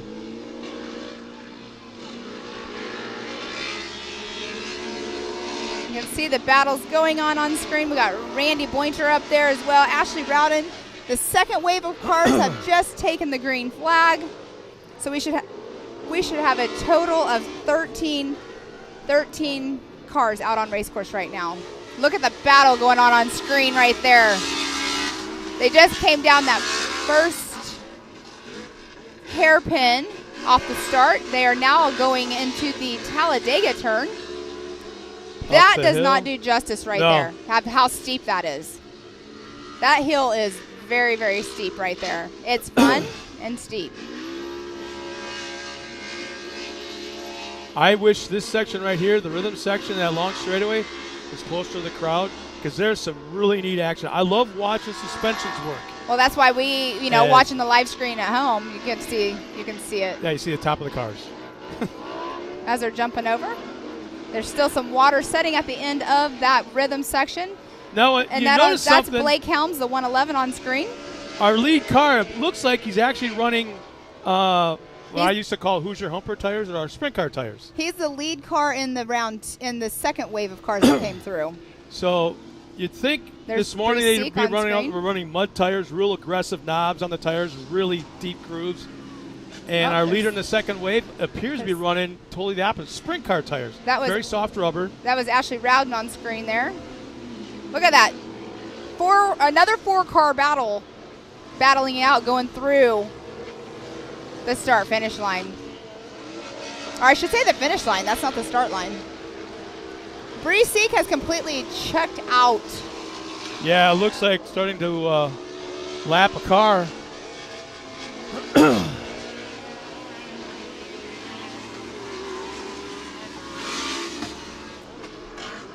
I think I just saw a little bit of dust for the first time. Yes, there was a little bit of So what are we dust. looking at lap time so far? So far, it's saying Blake Rankenmeyer has a 134, but I don't believe that would be a correct lap time, so I'm not sure what. Oh, it just updated. 205. It updated, 211. so 220. So a 205.904. That is our fastest lap time so far, and that is being About 209 a little bit. done by Miss Bree Seek. You can see her on screen right now. She has a commanding lead right now over second place. You know what's neat about this Look series? at, you can see right here. Here Yeah. she is on the left-hand side of the screen. Look at where second place is. Yeah. You know what's neat about this series is the fact that you talk about. We'll talk about the Cup cars in NASCAR. They say, "Oh, a level playing field. It's really leveled things off." Well, then you take four-wheel drive against two-wheel drive on a muddy track. Oh, it's a level playing field now. The advantage has been taken away. In this series, the women are out there racing against the guys. Oh, yeah. There's no need for a level playing field. They're doing it on their own. Exactly. There's nothing going on. The women aren't, given any kind of advantage here or there or any kind of discrepancies along that line. They are running straight up against the guys, and well, we're watching it right now. She's Bree taking it to them. she just went over the race line jump, coming through the finish line right here. I mean, she's more than taking it to them. And I see Mr. Chad Mayo back here watching the race.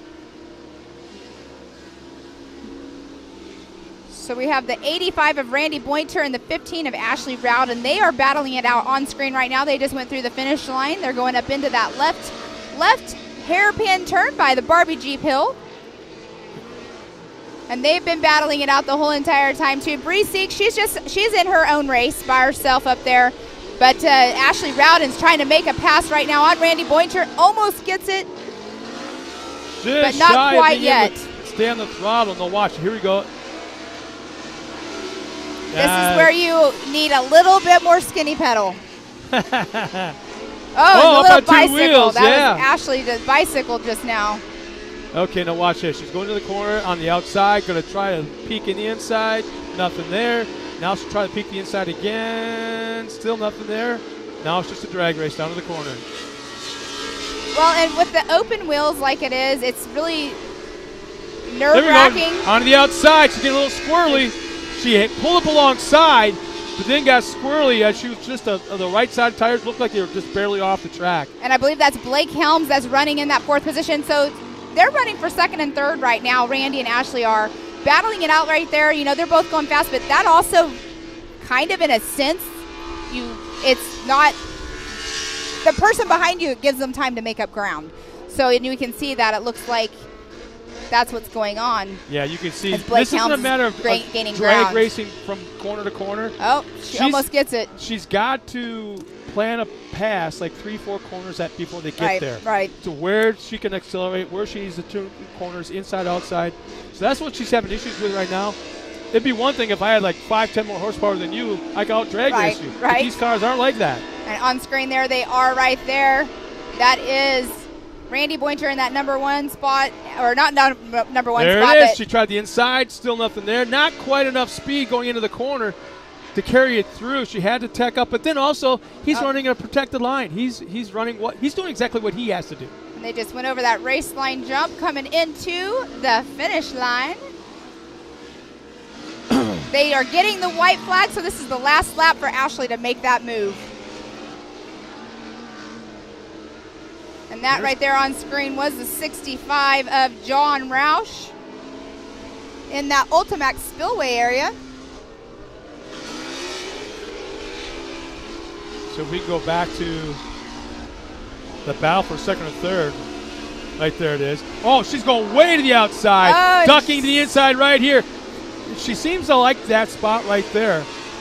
But that right here is where she needs to dive down on the inside and do that inside-outside line. Well, I'm saying what she needs to do, but I don't know.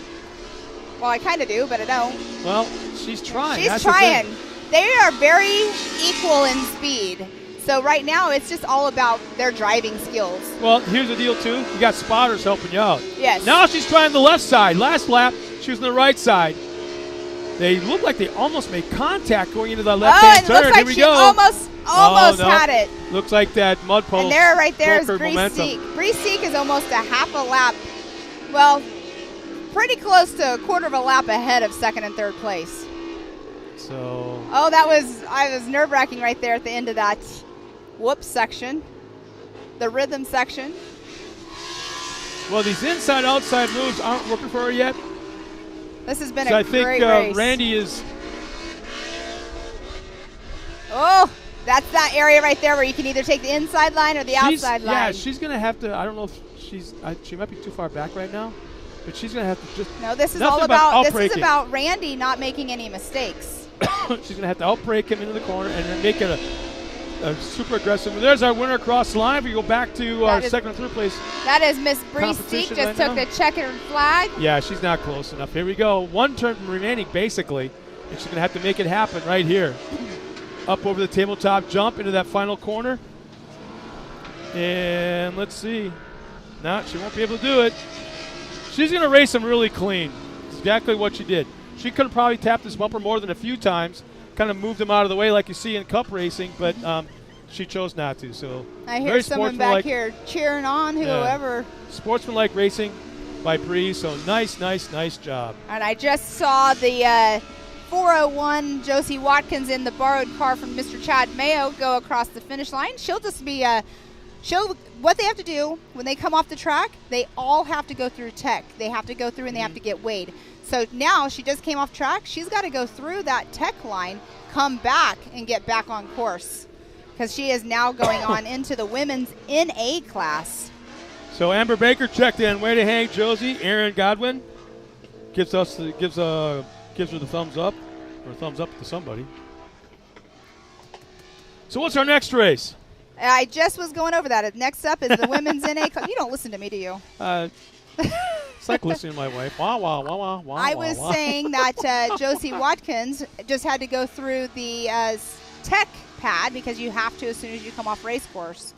And so she'll be going and lining back up. And in the women's NA turbo class is our heat race number 9 today for our round 6 of the side-by-side championship series out here in Mid-America at Mid-America Outdoors in Jay, Oklahoma. We have lots of stuff going on. If you're at home and you're a fan of our Ultra 4 stuff as well, they're going on in Crandon. So I would suggest you get 2 screens up.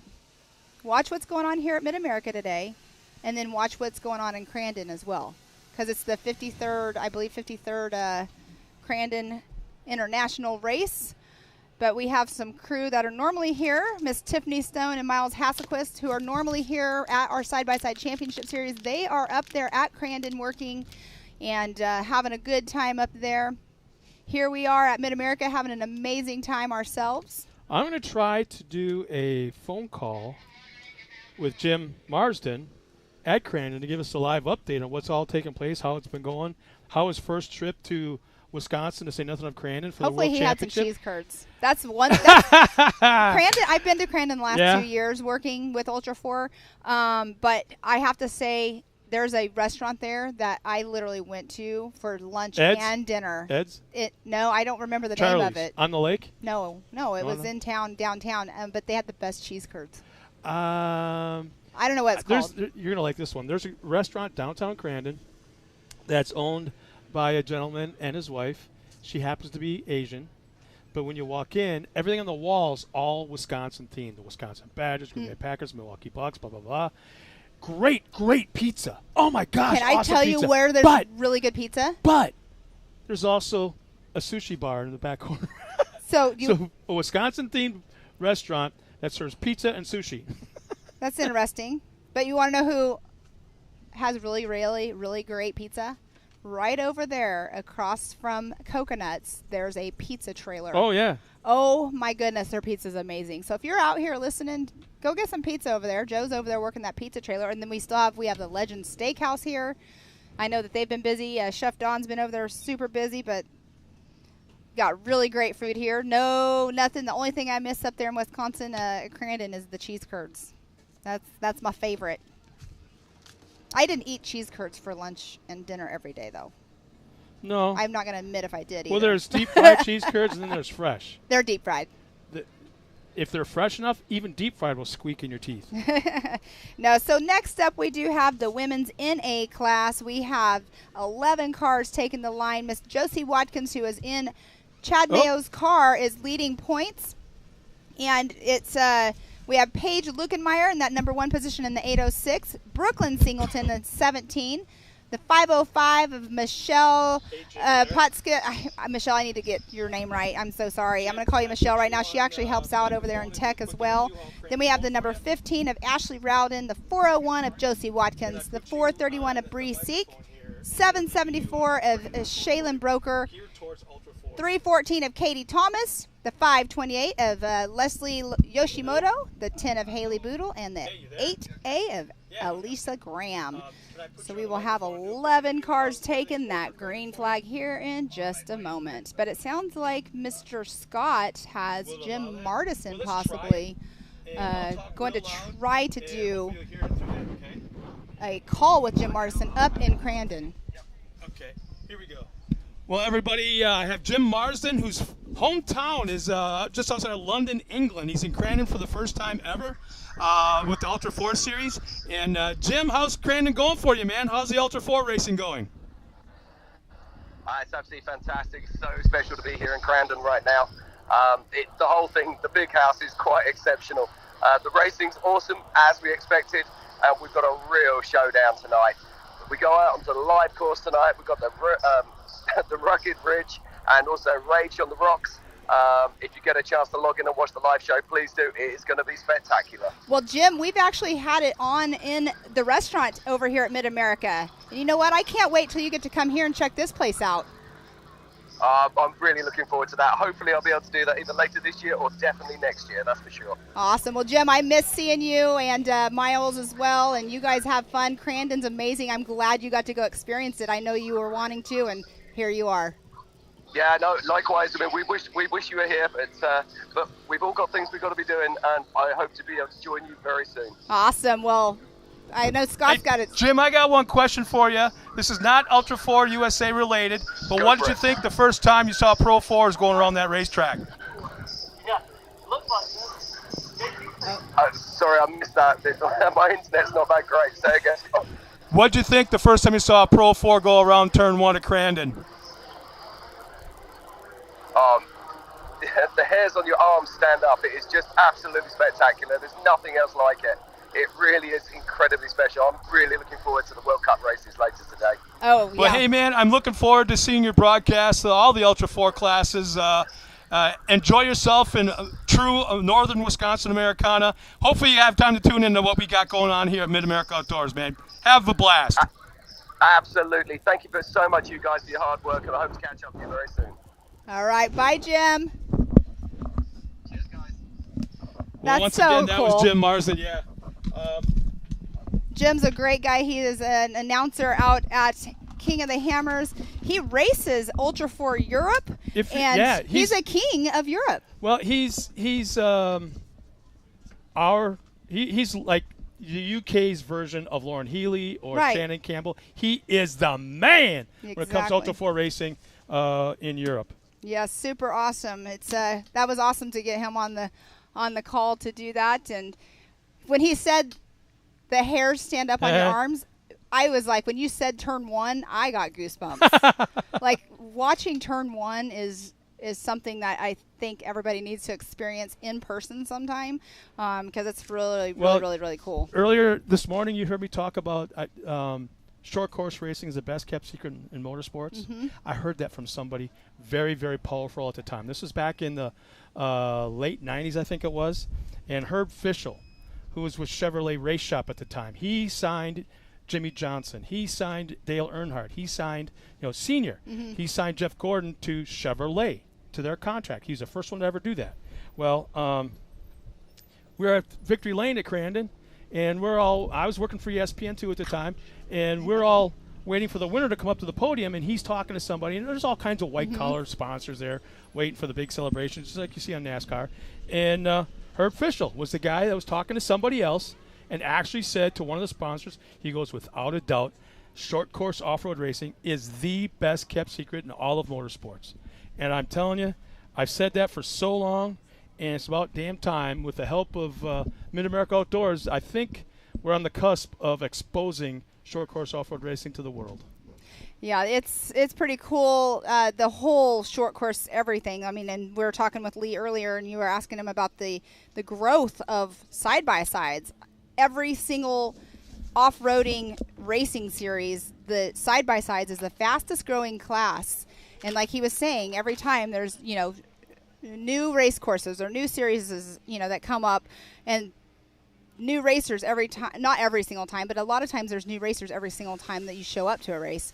But it looks like we're going to try to get you guys a little sneak peek of the Mud Nasty area. We have a drone up in the air and possibly going to go on over and see what that looks like over there, because they've been working hard. I keep seeing them digging in deeper and deeper, but we have track crew making sure right now our track is all cleaned up and ready to go. But it looks like we're going to get some drone footage here in just a minute. We got another guest coming in. Really? You called him out. I told him to stay home. We didn't. No. Look at this. Hold on. Wait a minute. Look, a water truck. There's a water truck out on race course. We discussed that last night. Well, Hey, it's Max's Dave up here joining us. He is the tire guru for all the guys out here. There we go. Really quick. Look at that. You guys at home, you're missing out. That is where Mud Nasty is going on. I can't describe that. That looks sloppy. It looks like a sloppy mess, and I cannot wait to see it. I wish I could compete in it. You know what the best part about watching that is? From a distance? Look at that. Is you're not in it. Yeah. Look at that. They're just digging in deeper. And you know what they do up there as well? They have 2 lines. They have a line for the big wheels, and I don't know what they call the regular here's the other ones. thing. In those mud puddles, I don't know which one in particular, in those puddles, they're like 4 or 5 feet deep. That's what I'm saying. They're for the big wheels. Drop big all honking tires in there. There's implement tires in that water. So when you think you got like a nice smooth bottom, So that is where there we might had be some. high There might be area. some buggies in there from last time. What's that dude's name from Detroit that no one can find from the mob? Oh, I Jimmy know. Hoffa. Yeah, I wonder if he's up there. Oh, He could goodness be. gracious. You guys. No, Gus and his crew, they have been up there working on that every single day to get it to where it's at. I can't wait to see it, because in a way it's kind of like a monster truck style, because yeah. where we're looking at right now, where in the middle, they launch into the air before they go down in the mud. Well, where the red dirt is, they're going to start side by side, and then when they get to the ends, then they're going to branch off. So it's kind of like monster truck style mud racing. Do you have mud tires here for these people, or do you have tires here big enough? Well, we do. That's not really our market. Yes, we're a race He's saying engineer. because he has to mount them then. No, I do not. I don't have machines big enough to mount these the big BKT style tires. Keep and with that. Just kidding. Yes, I on purpose leave that at home. We do have a lot of very nice mud tires, but it's more for the ATV style, not the big, tall. Which happens to be truck-sized tires. Did you guys see? Oh, and by the way, if you're out here and you want to purchase a big, tall, big wheel Can-Am, there's one for sale down there in the pits. Go buy it, and you can go race it. I think maybe you should do that. I've retired. I've retired from racing. Those wonderful days are behind me. I'm a far better spectator now. Well, I just saw it for sale this morning. I'm like, somebody could go buy this and go into the mud pit tonight. He worked so hard yesterday. Oh, I know. I saw him last night. And he was by himself. and I felt so bad for him because I pick up a hose and hand it to him just so he didn't have to bend down. Hey, he saved my life. He brought me a root beer float yesterday. What? He didn't bring me a root beer float. All right, this is the women's NA are class off. that took the green flag. I went through the lineup just a little bit ago. We had Jim Martison on the phone. He called Jim Martison and got him on the phone. It was really awesome. I believe that hole shot just now went to Bree Seek. She's in that Little Bree. number 431. Yeah, And you're gonna. Ashley Rowden got the second position, and that is our current points leader for the women's NA class, Josie Watkins, in third position. Now, Dave, in a race like this or any race, you've got cars out there running your tire. Yes. You come to the hill, specific races that you want to watch. You want to see how these tires react. What are you looking for right now during a race like this? I like to watch and see how the vehicles are reacting to the surface it's given them at this particular time. You know, the track conditions will change throughout the day. And with it changing, one tire might be better this morning than it will be this afternoon, and then it'll flop to a different tire this afternoon. I do like to see what we're doing. I also like to see what our competition's doing out there. Now, I did notice that you had, I call them Hoosier Humpers from the old days, basically sprint car tires. Yes. You have a set of them just sitting up there waiting for someone to come and pick them up. We do. It's our SC1 tire, which is a newer tire, and it's a great short course tire. Unfortunately, it's a little rocky at this track for us to use that here. But other facilities, yes, that is the beast of a tire. So what we got? We had the second wave just take off a moment ago. What do we have going on there? They did take off the line. We'll get you an update on whatever. I have a question really quick for Dave, though. So because of the muddy course earlier and now it's starting to dry out, yes. Will the drivers change their tire pressure? Tire pressure is a great way to make minor changes to the vehicle as opposed to going in and resetting your suspension. Either way works. It's just much easier to take a pound out, add a pound, than it is to go in and start changing all your clicks. Which makes sense, 100% makes sense. I just didn't know, like, with track conditions being muddy, nasty like they were earlier compared to now where it's drying out and they're bringing the water truck, if they run a less tire pressure earlier to have better grip. Depending on the tire, yes. Gotcha. Okay. Well, in muddy conditions, is it more tuning done with springs and valving on the shocks? Because you start the race, you're 1,000 pounds. This morning, 3 laps in, you're probably 1,400 pounds. Oh, it adds up quick. Yeah. But yeah, you do have to change. I mean, if you want to get technical and you have a whole team here that can do all these types of things, you can change pressures, you can change springs and valve or settings and clicks and things like that. Most people are not going to do that. Maybe it's some of the bigger tracks with full-on mechanic staff. Yes. Here, a pound or two of pressure here and there is what's going to happen. Gotcha. Now this is an interesting class out here because quite a few of these racers this morning did some serious damage to their vehicles and they're actually in borrowed vehicles. Right, which is our points leader, Josie Watkins, is in Chad Mayo's car. Yes, Josie, you should have seen her vehicle after this morning. It ripped the engine mounts off the engine. Wow. There's considerable amount of damage, but after talking to Josie's dad, it's part of the game. But you know what? She's okay.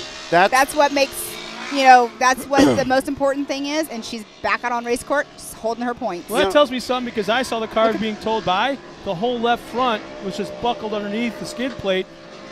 The back of our car, I really didn't notice anything. Well, there were two different. Yeah, Boodle crashed his car, his Pro NA car, so he's having to run his sister's car in Pro NA. Oh, I didn't know that. Oh yeah, they didn't tell us that. I'm going to write that down. No, he broke his frame in multiple places. So he's running his sister's car. Yeah, actually, he's up on the roof here spotting with his father for his sister that's out there Haley racing right now. Okay. So it's got to be a nightmare for a tire guy to look at a track right now where you got dry spots, moist spots, and then standing water spots. What the hell do you do? You just keep going. So what we got going for running orders? Well, Bree Seek has the fastest lap time so far of the race. They are 2 laps in. She has a 2:06.313, but we have Bree Seek running in that one position, Ashley Rowden second, Josie Watkins in third, Michelle, well, see, it flips around when they go through the timing loops. Haley Boodle in 4th. Michelle's in 5th. And we'll get some updates here in just a minute as they come through the start-finish line. But We probably should let the fans know at home, too, that there's 4 timing loops. Yes. Meaning all around this racetrack. So when the cars have transponders that recognize those timing loops, so when they cross over it, we get an updated time on that race course to where they're at. So that's kind of cool. We started the season, I think, with 2 or 1. I don't remember. It was 2. But it was it's nice. A round to go, they put in 4, so it keeps us really up to date to the last minute. It does. Look at this. There's action all over the race course right now. And can you break that out into sections and see who's taking each section of the course the fastest? Yep. Look at that. See, we're getting like Formula One stuff right now. Like it. Yeah, whatever. It means I gotta learn an accent. Is that what you're saying now too? Like Martin Stewart. So look at the battle going on screen right now. We've got a pass that was just made right here behind us. That is the first jump that they take right after they come around and do that HMF hole shot. There's a tremendous 3-car battle going on. I'm not exactly sure where they are in placement, but they're just entering into the sharp right-hand corner into a left-hand long straightaway where the rhythm section is. But they are based almost bumper to bumper. I heard you talking about your glasses earlier. Well, my old eyes can't see. I see the cars, but I couldn't come close to a number. I'm not. Yeah, they're not that magnified yet. I can see the numbers as long as they're clear. But yeah, that is definitely a good battle. That's Haley Boodle, I believe, right there that was on screen previously. There's the 3 cars that were. They were a lot closer at the start of the long straightaway. Well, there's 2 different 3-car battles going on race course right now. And 2 heats. And 2 heats, yes. So it gets a little convoluted here, and thank goodness for the scoring. And you can see Mr. D-Pat right there getting those good photos.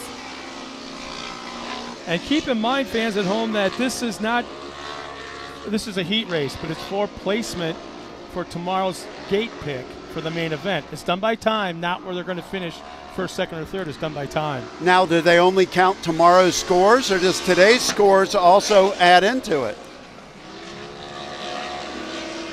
Well, they changed that a couple rounds ago, so I couldn't actually So see. That's why I'm asking. Now. You got tires to mount back at the trailer, man. Where they finish today and where they finish tomorrow, is a combined score. It's a combined score. So they call it motos, yeah. So it is moto score. And there's Bree Seek right there on screen. So today, because you have 2 heats, you can have 2 people place first, but the faster time will get gate pick. Correct. And then you'll take today's 1 and tomorrow's finish, and that'll be your overall. Correct. You can still go back to your semi if you want. You got work to do. Right? No, stick around, man. Are you going to watch the Barbie Jeep later or tomorrow? It's tomorrow night, or is that Sunday night? He's got a secret weapon in the back of that trailer. You know, it's fun to watch that, but it hurts me just to watch that.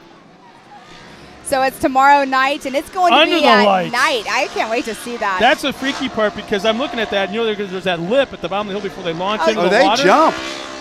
When they launch, they have no idea where the water is. They won't be able to see it. No, because I'm sure they'll have it lit up. No, but it's kind of tucked down behind. You're looking like this up in the air, looking up at the sky, not down at the water. So the white flag is out. We shall see if Miss Breesy keeps that commanding lead. Last race, she had a commanding lead as well. So Bree's a tough competitor. Yeah. She looks very quiet and introverted when you meet her and talk to her, but man, she gets her helmet on, she gets the race face. That's what happens. Your brain, I call it the brain bucket. So you put your brain bucket on and go for it. A lot of people change when they get on the line. And that's Josie Watkins right there on screen in Chad Mayo's car. I saw that car racing earlier today, and Chad did a good job. This is the 4th race it's been in today so far. Chad's in 2 different classes, I believe. I hope I'm not wrong on that. That's a busy little buggy. They're having a hard time keeping fuel in her. Well, there's going to be a good customer of yours, probably waiting for you to change those tires. I actually already talked to Chad. He's coming by to get some tires changed later. He's going to need to after this many races. Yes. And so how many flat tires did you fix yesterday? Just people riding around the park? A couple here and there. And then how many sets did you change for racers? Actually, not any racers. Most of them come to the race prepared, but I did sell quite a bit of trail riders. Oh, very cool. People that are just here to enjoy the event and get out and do some trail riding. Multiple tires, different compounds, different sets, and we just like being out here and making everybody's ride better. He's up here for one reason. He's trying to take our job because he's a broadcaster as well. I think we had this discussion before. Never done this before. I don't know what you're talking about. No, really. What's your background in announcing? I do some co-announcing with Rodney Tomlinson of GNCC and ATV Pro Motocross. I actually sat in a couple with Dave Derringer on Side by Side Sports. And also, some of my most favorite is doing the Loretta Lynn's Amateur Nationals. Although that is 9 days on the mic, 14 hours a day. So it's fun when it starts and it's grand when it's over. Sounds like KOH. That or Visions. Yeah. Well, I got to thank you for joining us up here. Stick around if you like, or come back. Don't matter, but you're very valuable up here in the booth with us. Well, thank you. I appreciate it. You know, like I said, it's great to be here as the Maxxis representative and just to be a part of the sport. You know, that's what I enjoy. So do you guys have a representative up at Crandon right now? Because I know that Our a lot of automotive. teams. Our automotive division is up at Crandon. Okay. So that's the one that deals with the bigger tires, the DOT-approved tires. Okay. Everything I sell is non-DOT. Automotive is DOT. Okay. So they're up there for the big trucks and the big tires. Gotcha. And I'm Awesome. Well, that's I wasn't sure if you had two of the same that you do or what, but yeah, lots of racing action going on this weekend. Labor Day weekend. my boss does not want two of me. So one of me is more than enough. And Mikey does our automotive up in Crandon, Wisconsin. So, but yes, thank you guys very much. Well, thank you for Appreciate coming on. coming out here. Don't be surprised. We come back and talk to you later this afternoon on camera. Hey, I'm down not in the pits while you're. He sweat so much yesterday. I felt so bad for him. It was hot yesterday. He just worked his tail off. Well, if you give him a payback of a root beer float later, I second that. Well, I felt kind of cheesy because there's a bunch of people having a great time yesterday.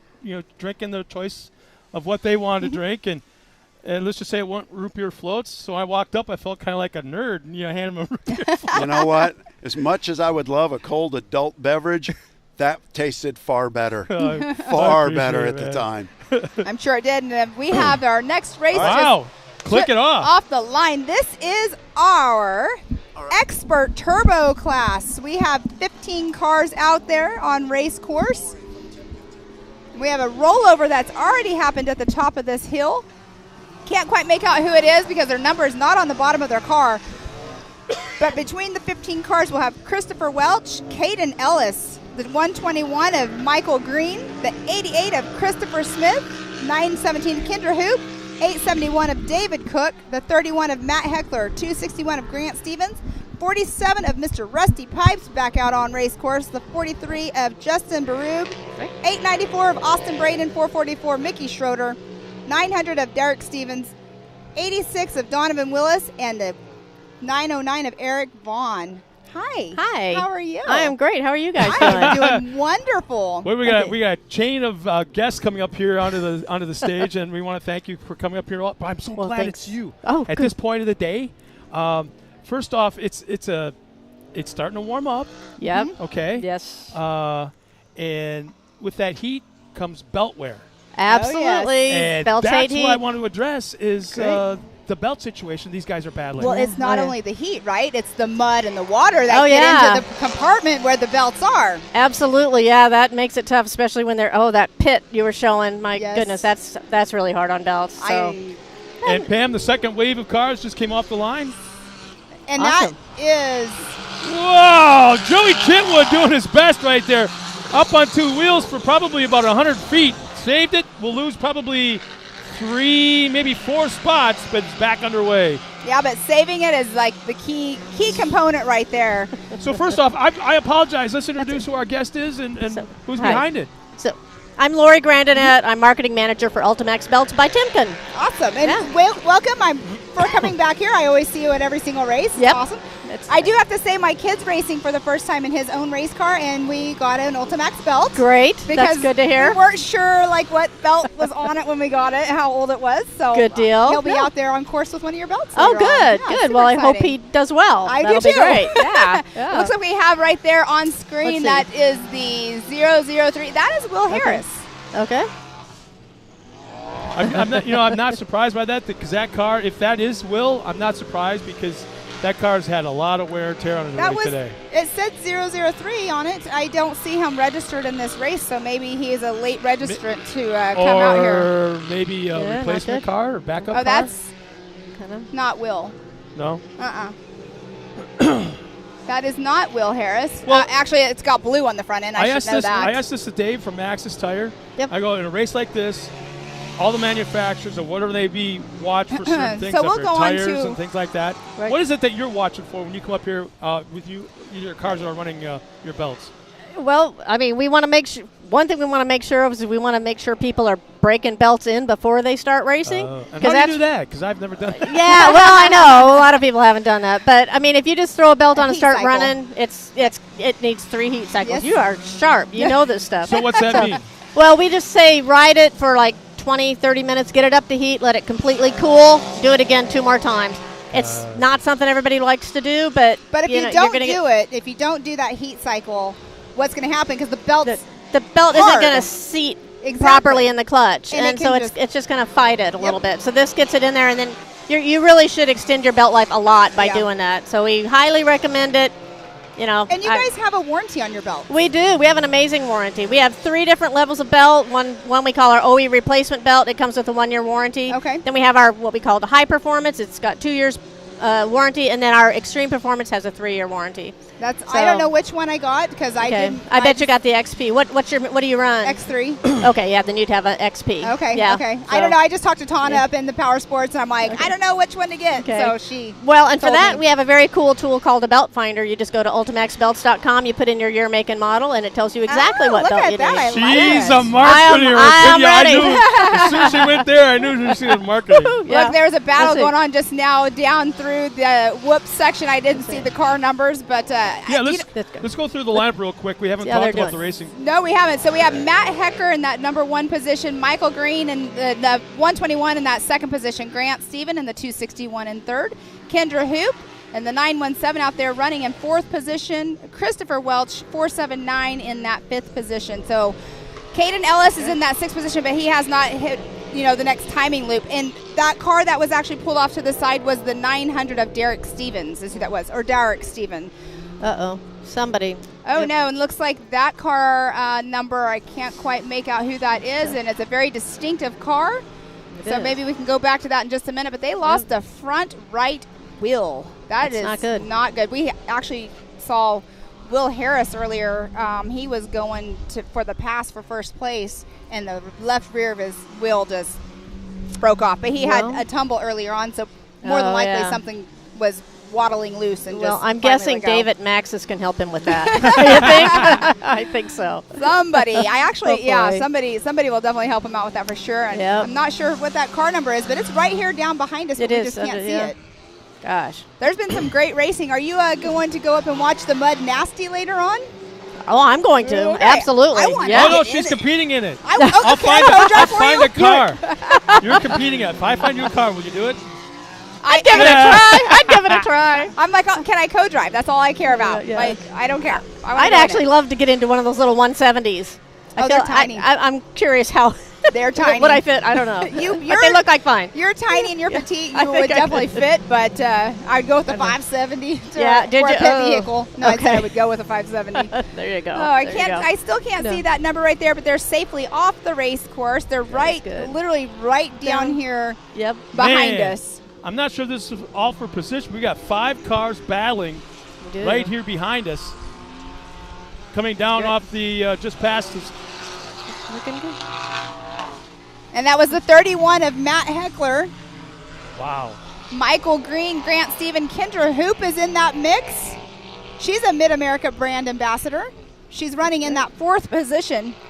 And Caden Ellis. So that is our top 5 right now, That's nice. battling All it running out. really? Yes, it is. That's In- nice. Is it the second wave that came out? I don't know Okay. which wave they were in, Because unfortunately. I distracted you guys. No, it's kind of hard to tell because we have this lineup, so I'm not sure if Yeah. they just cut it in half. I'm not sure how they do the lineup. That's true. Yeah. But yeah, that is definitely quite the battle going on down there. You guys do have a great view from here. We This is do. nice. This is great. Nice Yeah. shade Except for over trying to us. catch numbers. Yeah, that's kind of hard. Hey, it's kind of hard. Maybe they need to make their numbers bigger. You know what we were talking about, and I don't know if that's something Billy might be working on for next year, is have a shark fin in the middle that'd be of the car. awesome. Because when you have a shark fin, the mud doesn't cover it, number one. Right. But you can make it a little bit bigger for your number two. I don't know. I don't know. That's just some associations run them. We'll talk I'm to catching Billy. the numbers, though. It's just his new glasses must not be that strong. She's picking on you. Don't make. You know how thick they're going to be if I get new glasses. That's good. I'm just kidding. I'm just I kidding. know. I'm not. I dish it really. out. I can take it. Yeah. All I see is UTV on that car. I have no idea even where the number plate is. They have quite a few cars out there too. Yep. But yeah, that battle going on. They're coming through right now. They should be getting the checkered flag. The top 5 cars. 871 is the one that is pulled over out here in front, which is David Cook. So that's unfortunate. But Matt Heckler, Michael Green, Grant Stephen, Kendra Hoop just came through, got the checkered flag. Now, there were 5 cars, so I'm not sure where the 5th car that was battling for the 5 spots went.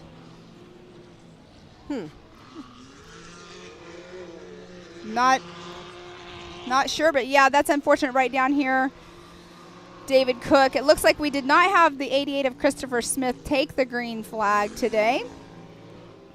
So But we have a it's lot of been- people checking in right now. I like to call out fans when they try to check in. Oh, yeah. Garrett Yeah. Connor is like, Vail has been on the fast track every race. Sharon Merrick says, go Donovan, go. Brenda Willis repeats that, says, go Donovan, go. Brenda Willis also says, go UTV. Yeah. So it's kind of cool when we get, I want them to tell us where they're checking in from. That would be nice. You know, yeah. You know, and it's a lot of them do. Yeah. But it's no problem if you don't. But it's kind of cool, and we can get a chance to call them out if they have questions. Oh, yeah. We try our best to answer them, so it's kind of neat to monitor that as well. It is. I mean, social media is amazing, and Mid-America's doing a great job with it. It's nice to see what they're doing, and they got a lot of followers, and we're chiming in there with our Ultimax belts when we can. So Austin Braden just came through, got the checker flag. He is our current points leader in this class. Had Good a little deal. chat with him yesterday. Yes, He's a good. super nice guy. Great. But well, we know that Sharon Merrick is listening because she just told us where she's from. Yeah. Nice. What is that, Monahans, Monahans, Texas? Sounds like a good place. Thanks, Yeah. Sharon. Hope you're enjoying your Labor Day weekend. Yep. And it has warmed up out here. But you know I think it's going to get warmer. Oh, don't. It's supposed to be 85 today. I'm sorry. There hasn't been any sweat on my face yet. Oh, that's Oh a good my thing. gosh. Yeah, Oh hey, my you look gosh. dry. That's I good. hate sweat. Oh, Well, and when you're standing around doing, it's one thing. And he's moving here. We got, Oh, we good got for you. my wife and I have a horse ranch in San Diego, and we have like 30, 35 horses that we board. It's a sun up to sundown sweat lately, like the last 2 months. So we came out here, and I got to go on record. When I first met Jason back in April, he lied to me. Uh-oh. What did he tell you? He told me it doesn't really get hot here. It doesn't really get cold. It kind of, he says, don't get me wrong, there's a week or two where it gets hot, but really it's actually pretty nice. He lied. This has been a really hot summer for us around here. Yeah, it's But do you feel that? generally that's a cool great breeze. Yeah, That's I a love great that. breeze. Woo. We don't usually get those. That feels uh-uh. good. Yeah, that's great. All right, so Well, I'm glad you're moving here. Yeah, right. Good for you. Oh no, Chris Smith checks in, says he's stuck at home with COVID. Sorry to hear that, man. Do the proper thing. Wash everything, not just your hands, but everything. That's right. And Joe Brown, he checked in from Farmington, New Mexico. So thanks a lot, Hey. Joe. That's amazing. So next up, we have the amateur turbo class. Uh-oh. Should be Mr. fun. Lee Knowles. Does Mommy want to take a break real Nope. quick? Are you sure? Nope.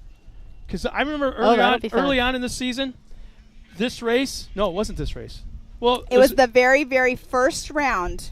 He was in a borrowed car. He was Oh. her son was I in a didn't car. even know he got the whole shot. Yeah. Oh, really? I'm Oh. calling it. Whole shot. I'm like, holy crap! I'm calling this. She's like, who? Who did what? I Is was like, that- it's the 321. Who's the 321? I'm like, oh, it's Hank Hall. Oh my gosh. That would be a bit of a surprise. Oh, it was but a just- good surprise. It was a great surprise, yeah. that's But great. so in our amateur turbo class, though, we had Mr. Lee Knowles up here earlier. He's in this class as well. He's a Mid-America ambassador as well. He is current points leader. But we have 12 cars that will be taking the green flag here this morning. We'll have Sean Murphy in the 39, the number 57 of Hank Hall, the number 93 of Kyle Arkenau, the 009 of Emily Fowler, the 222 of Jacob Frederick, the 41 of the current points leader, Mr. Lee Knowles, the 28 of Aaron Holden, the 57 of John Calgrew, who has also already raced once the state. So he's got, him and Lee's Busy got guy. one up on my kiddo here. Yep. The 69 of Lucas Von Allman, the 095 of Michael Branning, the 82 of Justin Moore, and the number 6 of Morgan Vanover. Wow. So it's 12 cars taking the green flag here at the So Amateur I got a Turbo. question for you when Sure. it comes to belts again. Sure. Owning a horse ranch. Yeah. We've got a 2020 Polaris Ranger 1000. Okay. It is a workhorse. Yep. Now, when it comes to, I'll call it utility as compared to recreation. Right.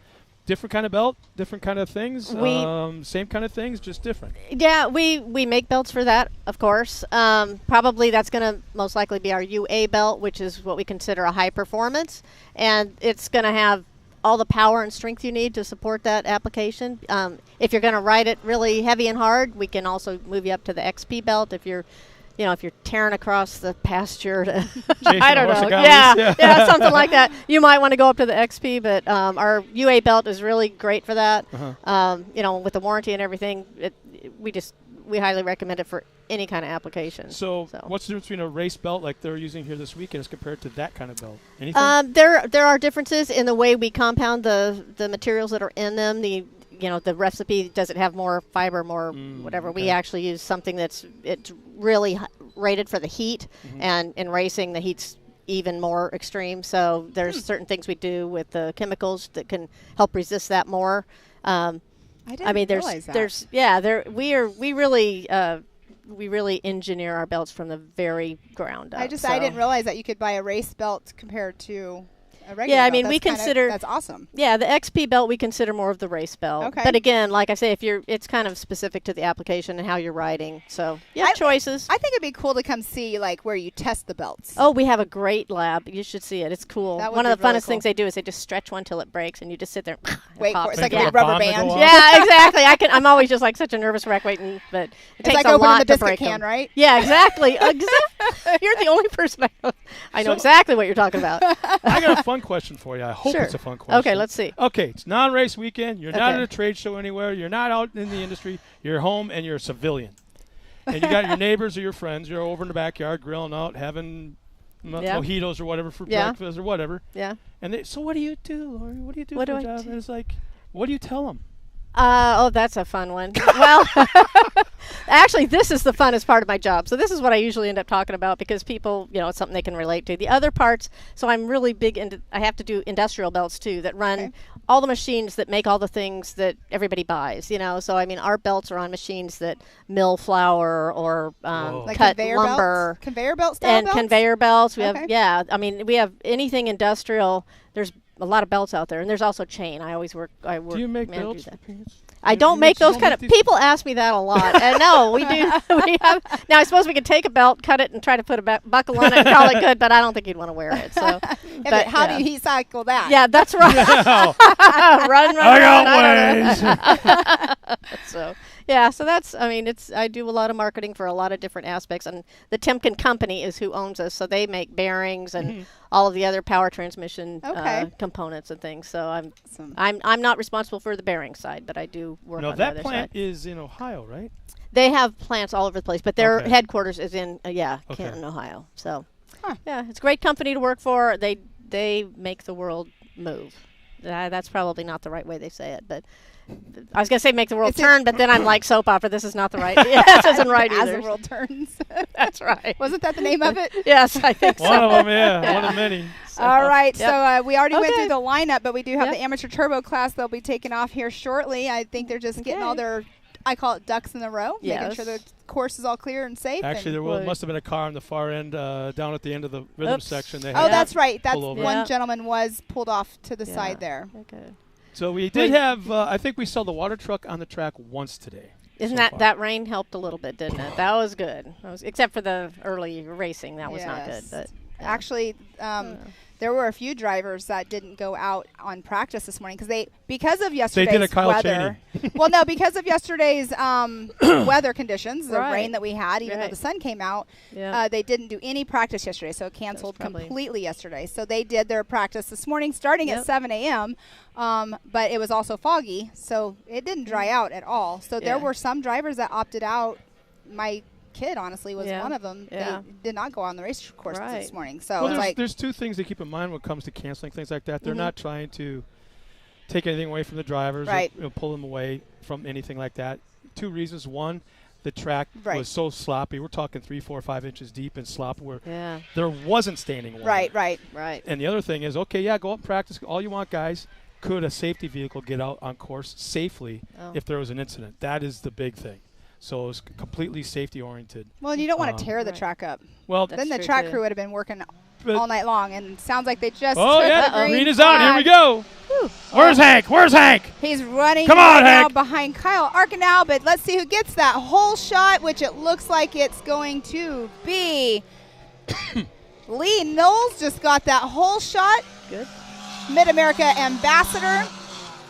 Jacob Frederick in that number 2 spot. Kyle Arkenau in 3rd, and Hank Hall 4th. I want you to Sean see something, Murphy. Lori. Sure. There's Dad, the spotter and photographer. Awesome. So he's spotting and recording with a cell phone. How That's about that? pretty good. Look at that right Multitasking. there. So this is an exciting day, Yeah. a nerve-wracking day. Whoa, we Yeah. got a car over, the 5th Oh, place no. car. Oh, shoot. That would be Sean Murphy. Just took a little bit of a roll, I It believe. was a little bit of a baby rollover. Here's the thing, though. Here- The second wave of cars is starting right now. Uh-oh. Every single car that just took the green flag that was out on race course, all 5 of them are Can-Ams. Really? Yes. Wow. Wow. Now we have some Razors out there Yeah. and some Yamahas. I haven't seen the yellows out yet. Yeah. There's There- one. Yeah. Oh, There's the one. Honda. I said a Yamaha, but there's a Honda out there. So right now, the track crew's out there trying to get the car rolled over, up on its wheels. It looks like the 57 right there that's behind us that just went by the caution. Somebody just pulled Yeah. off right by the first yellow flag.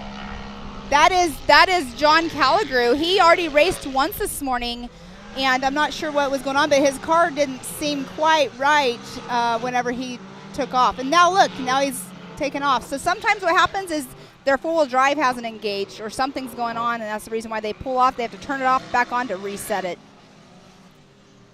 So we have Mr. Lee Knowles that will be coming through here in just a minute. But on screen there, that is Emily Fowler in that Honda in the 009. So I got to ask, what do you Sure. think of the women racing today? Oh, I'm They're loving not- it. I mean, holy yeah. smokes, they're not getting any They're- kind of handicap to help them out in any way. They're not No. giving any favors, and No. they're taking it to the guys. They're Oh, running they heads are. up and They beating are. them. Yeah, it's been fun to watch. It's great. And then they get out of the cars and they're tinier than you and so I meek know. and mild. And I'm like, holy smokes. So it's not about brawn, I guess. Yeah. It's just it is fun to watch, though. It's great to see it. Sport for everybody. All right, so we have Lee Knowles that's still running that number 1 position. Jacob Frederick is in the 2nd position. Kyle Arkenau is in 3rd, and Hank Hall is 4th position right now. There's another caution out. It looks, or the same caution Same is still caution. out. It's like, it's too bad they finally got him on his wheels. He got the car fired up. They're trying to get him up on the lead lap. But what we don't see is where the start line is, where they all are hole shotting. He just went a lap down. There is a caution flag over here. We There can't is. see, so I'm not sure like if somebody's on the lid or Looks like what's going on. But somebody- yeah. there is another caution right here by the finish line. Just past the finish line. Actually, Is it right. on the- I'm just wondering. Oh, it's a yellow car. Yep.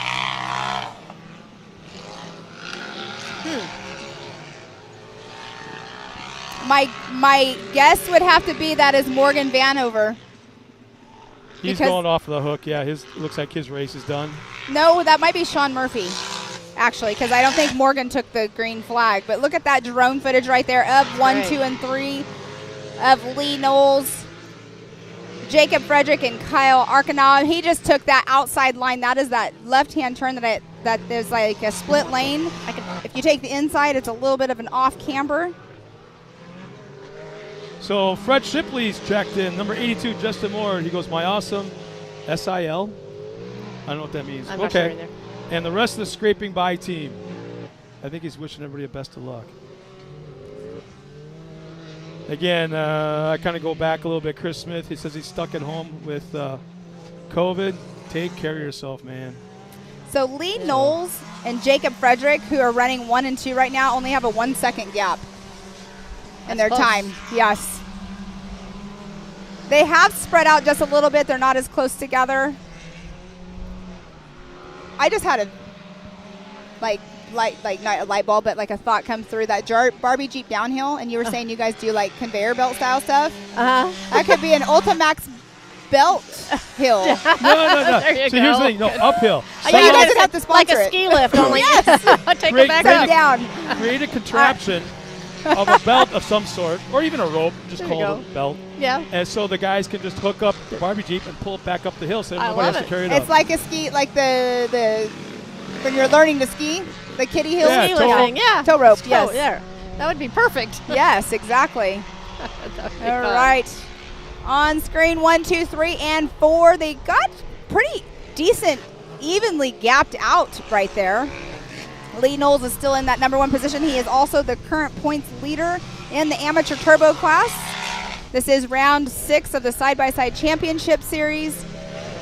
We have 2 more rounds, one at the end of September, and then we have another one that will be happening, Legends of the Fall, which is the last weekend of, oh goodness, I'm sorry. Uh-oh. Legends of the Fall happens the last weekend of October, but It's not okay, sure Pam. what's going on, but that is Hank okay, Hall Pam. pulled off to the side right there. Breathe, Pam, breathe. I'm fine. Just another racer out on course. It just has a little, oh, and there he's going again. Something must be going on. Like we were saying earlier, sometimes they pop out of four-wheel drive or whatnot, so who knows if that's what's happened or not. Well, again, I can tell you Fred Shipley is listening because I go, remember I kind of questioned what is SIL? Yes. He responds back, son-in-law. Oh, son-in-law, okay. Thanks, Fred. Now I know. Yeah, I'm not sure on all those little, what do they call them? They're not abbreviations, but. I don't even know either, but they use them a lot, and I'm Yeah, trying they to do. learn them. Yeah, especially in the Marine Corps. My son-in-law is a Marine. I'm like, he tells me all these things in normal 220. conversation, and they sail so far over my head. That was Jacob Frederick just passed us by on screen. He's running in the 3rd position. How's the lap times looking, Pam? Lap times are looking pretty good. It looks like Mr. Lee Knowles still has the fastest lap of this race. Actually, Aaron Holden does at a 2:04.875. Really? So he has a faster lap than Lee Knowles and Kyle Arcana, who are running 1 and 2, and they have the very, very close lap times. And these are turbo cars. I thought there'd be a little quicker lap times than that because we had some classes that were under 2 minutes, and I thought turbos would be right there. But this is the amateur turbo class. Oh, I'm not going to say that. It is. That's what it's called. It is. They're going over the race line jump right there, and you can see the background, the people watching. Look at Lee Knowles and Kyle Arcanow going neck and neck, going by some lap traffic. Let's see if it's going to be a split lane situation. Nope. No, that's not the split lane. It's a little farther down race course. But look, there's dust. Something we didn't think we'd see today. But Yeah, that little creek bed that we saw earlier where the kids were jumping over, it's dry now. Yeah. Kyle is doing everything he possibly can to try to get around Lee right now. I think we're at a point in time, going back to Dave from Maxxis, when we were talking to him, I think we're going back at a time now where the styles of tires that these guys are running aren't so much mud tires anymore. They're more like a dry tire. I'm going to guess. I mean, if I was a racer, that's the first thing I'd be looking at. It's like, okay, you suffer there where it's dark, where the dirt is dark, but then you pick up where it's dry. So Yeah, I'm sure Dave's got a tire for that too, because there's got to be able to handle both. I think he right? said you just go. Put the hammer down and see what happens, all right? That's good.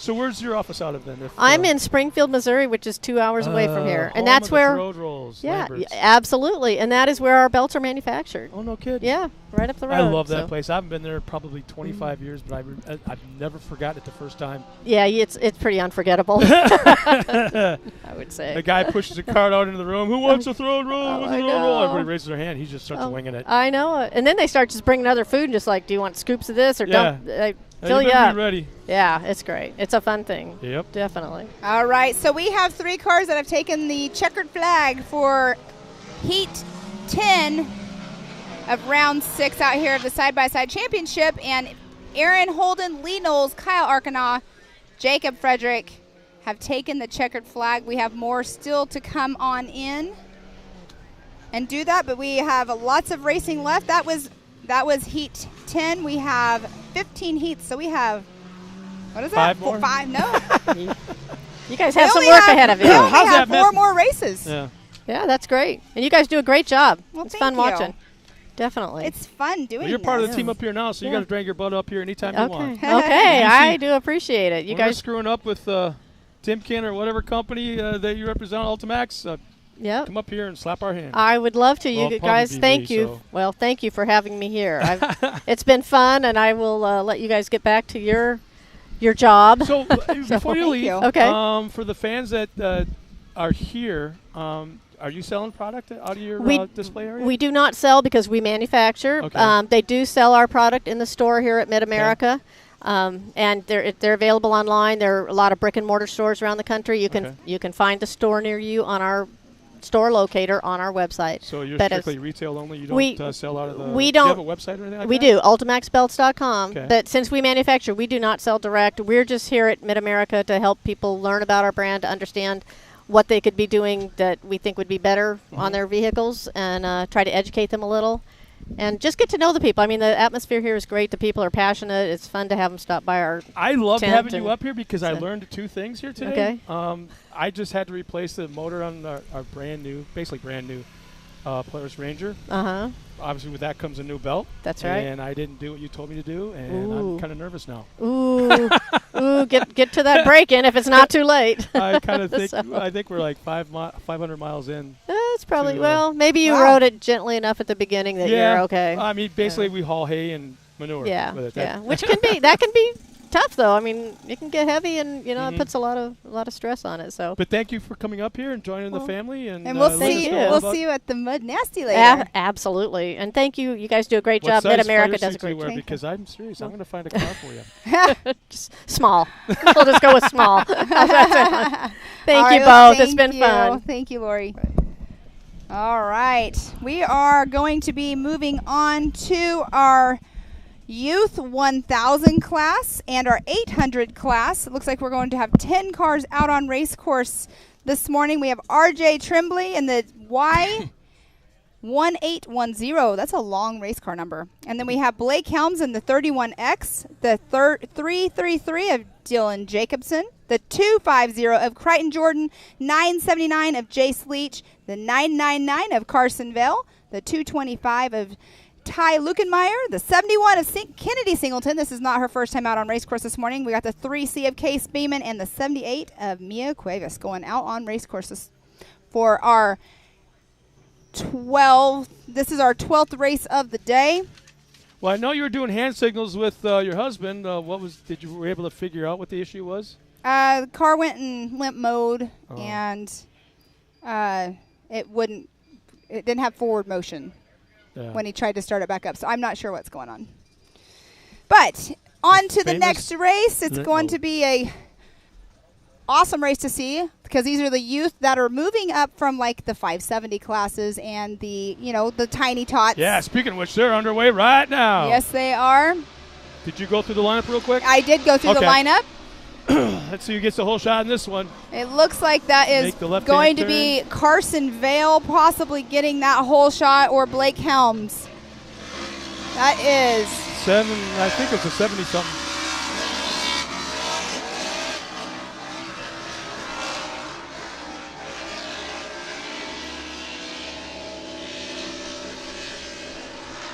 so already a battle going on for third and fourth Wow. position. Look at the lead already. And then Probably 2 seconds already. our second class of the 800cc cars just took the green flag as well. We have four laps that will be going on Big today. time contact.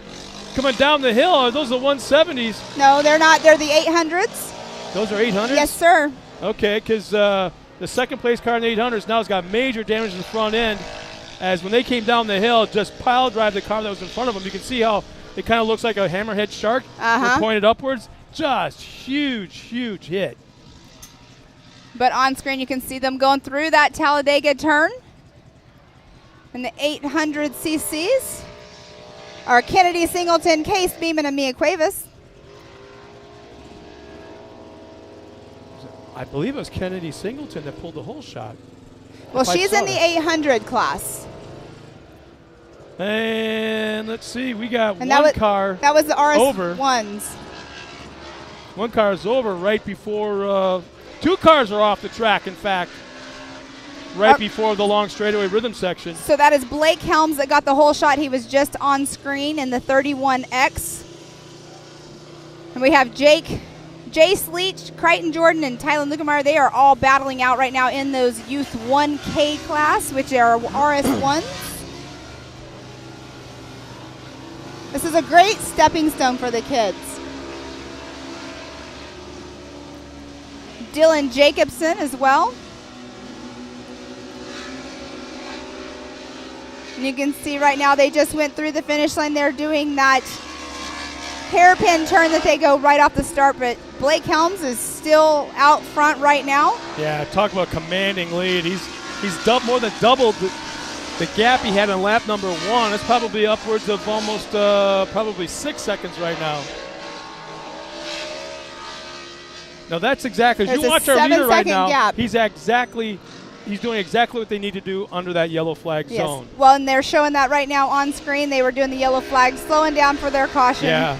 The cars behind him, not so much. They're trying to kind of cheat up a little bit, trying to just squirt up there a little bit. Where our There's a leader great- was dead that's- spot on. That's my favorite view of the whoop section, of them coming right at us. It shows them just flying through the air. And that is the 31X of Blake Helms on screen. Right there, that is the farthest point of our track over there. Jace Leach in that second position was right behind him.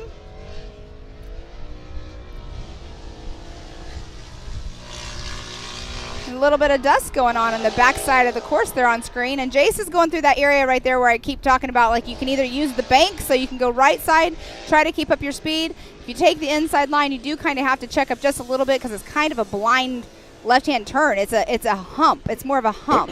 It's not like a rolling, it's not a smooth transition. It's more of a hump. And on screen, Blake Helms is just flying through the air on that backside of the Ultimax Spillway. I'm pretty sure we only have one 800 on the track right now that's still running. We have Case Beeman and Mia Cuevas. And There's they're a view right of there. our leader right now, just crossing under the finish line arch. That is Blake Helms out there, but Headed up got the it out hill. front and has not looked back. Yeah, I think it was a 3-second gap on lap 1. Second lap, it was what'd you say, 7 seconds? And it just continues to grow. So Blake Helms in the Youth 1K class has a faster lap time. His fastest lap is a 2-minute .898. Our turbos didn't have a lap time like that earlier. Yeah, exactly.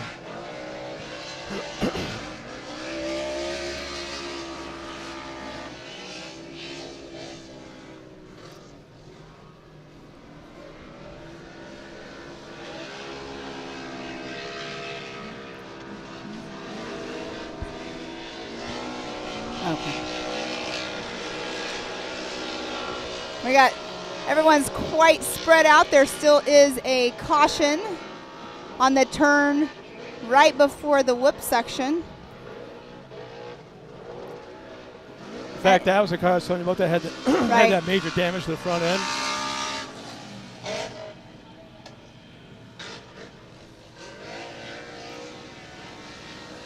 Next lap around, Blake Helms will be getting that white flag.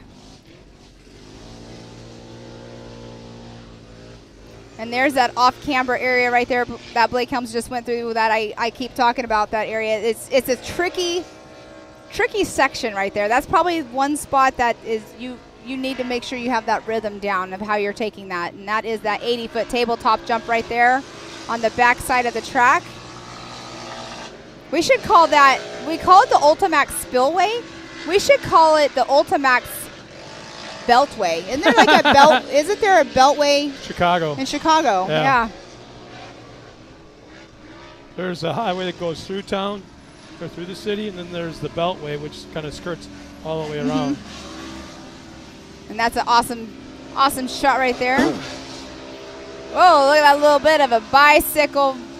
What I'm kind of surprised to see is that they're all like gapped out like by a ton. That is RJ Tremblay just took over the position. Not sure if something happened to the car that he just passed by. Well, but that is RJ Tremblay right there on screen. Like I'm saying, as far as lap times. Oh, and there is look at that battle. There is definitely a gap going on, yes. But I mean, there's big gaps between everybody. You think with that gap they'd be running faster lap times, but I'm looking down the that's the lap times. Everybody's running a fastest lap on lap 1. So that is Jace Leach right there on screen that's battling it out right now with RJ Tremblay. Looks like a little bit of a gap right there. The track conditions are definitely changing right now. On screen right there, the 31.8X of Blake Helms will be coming through here just as shortly and getting that checkered flag. He's on the back side of the course right now. He's getting ready to do that little area that he just jumped over, the little creek bed. Be going through that off-camber left-hand turn.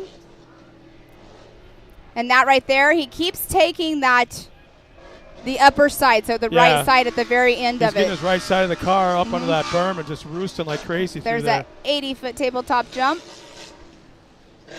He lifts a little bit on that one. Clears it nicely, though. And on screen is Kennedy Singleton in the 800. One final time, that left-hand turn, short straightaway. Another left-hand turn up over the race line tabletop. And now the left-hand turn coming towards the finish line. There it is. Checkered flag is waving. All right, so Blake Helms' fastest lap time of the race just now was a 2-minute flat, 2-minute .898. On lap 1, that's on my lap mind. 1, yeah. And RJ Tremblay just came through.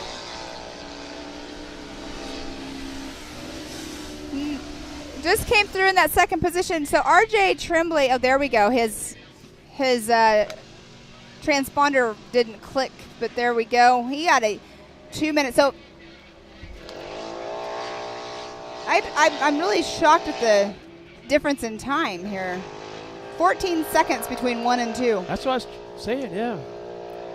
All right, we are finishing up the Youth 1K and the 800 heat race this morning here at Mid-America for round 6 of the Side-by-Side Championship Series. If you're out here, make sure you go stick by the pool and go see the concession stands, or go up and see the crew up there in the steakhouse at the Legend Steakhouse. I had a ribeye 2 nights ago. Yeah. Oh, their food is amazing here.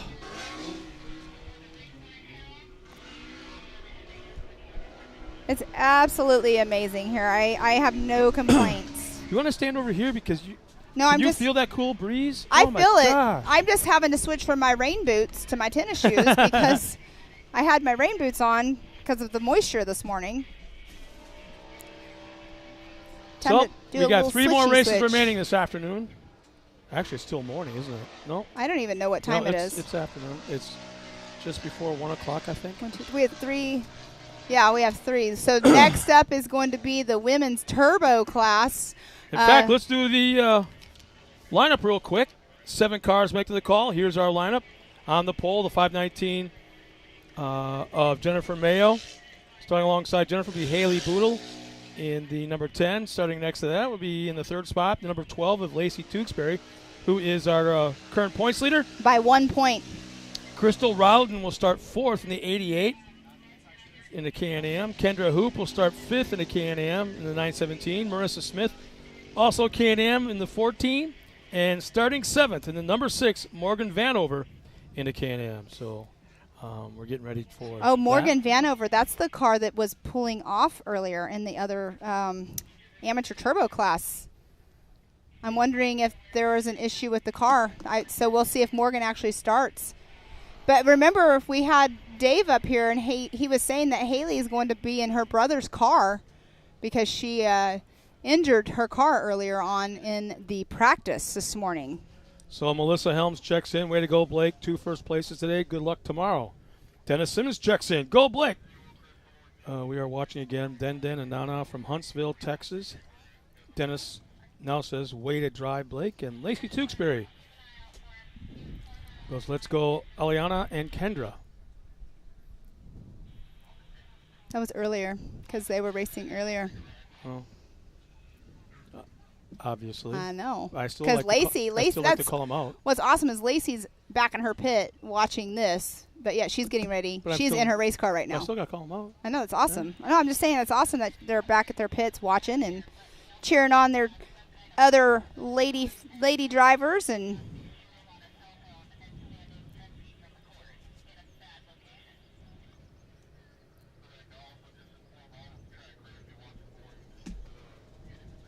it is definitely warming up out here. And there goes the green flag. Let's see who's going to get that whole shot.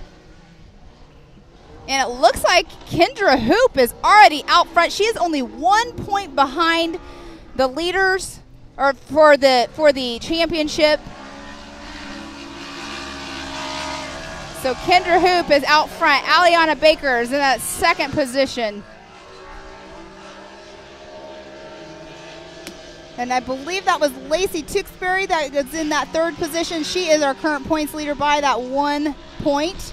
Not sure what happened to Kendra Hoop, but she is already back in 4th position.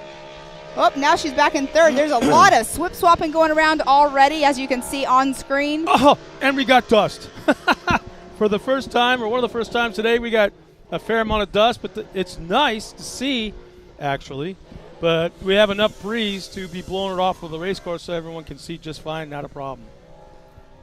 Breeze is the key for sure, and we need it because it's also very warm outside. Huh? And it's a cool breeze, too.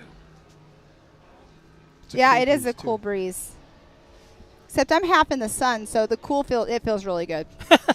I can scoot over here. Nope, it's totally fine. Camera's set up for us to be where we're at. You can scoot over closer to me. I don't bite. So Lacey Tewksbury, Kendra Hoop, Marissa Smith, Haley Boodle, Jen Mayo. I did not see Crystal Rowden or Morgan Vanover take that green flag. So we do, or they did, and their transponders just did not quite register yet. That could be what happened. Man, Lacey's just laying it down right now. That is Aliana Baker out there in front. Kendra Hoop running in that 2nd position. And Kendra just launched off that race line jump. Is that Lacey running up front? No, it's Aliana Baker's out front. And then Kendra Hoop, the 88 of Crystal Rowden.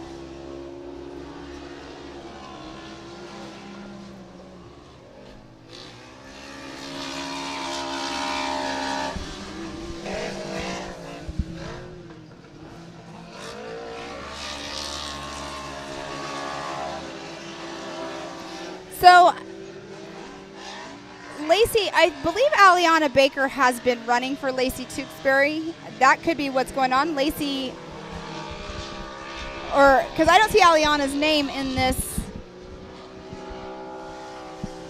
class. Yeah, timing and scoring is kind of messing with us right now a little bit. Or Lacey's running in Aliana's car. That's what it would be. But who's ever behind the wheel, number 12? That's Lacey is in Aliana's car.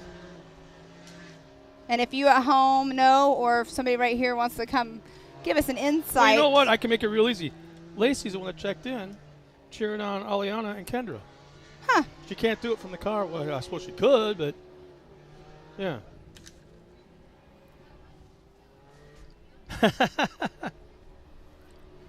So, Lacey, if you're still listening, fill us in what the heck's going on here. Yeah. Yeah, we were just informed by some powerful officials.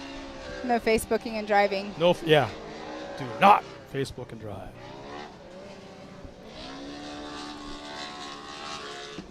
So that's what Aliana has been her fill-in driver. It's kind of, I believe. I can't confirm that, but I was going to stop by and talk to Aliana because she is a points leader in one of our classes, and so I need to go chat with her. Austin Dinger just checks and goes, Lacey and Aliana are our team. Okay. Lacey is not at this race. Her teammate is driving this weekend. Thank you, Austin. Yes. Okay, so I remember overhearing somebody say that. This is like the third round? You have to, as a teammate. Yeah, but is this the third round that she's driven? I don't know. But as a teammate, you have to run 3 rounds. If you've used your team member, they have to run 3 rounds. So that is Aliana Baker in her own car running for Lacey Tewksbury. Because Lacey Tewksbury is number 1 in points in this class by 1 point. Kendra Hoop literally is 1 point behind Lacey Tewksbury in the points. Well, for the women's turbo class. So our points leader is running up front with the second place in points running in second. So sorry for that confusion, guys. And I was going to make it by their pit yesterday. If I would have done that, I would have known that. So I apologize. That's a nice looking car, man. Yes, that hot pink definitely stands out.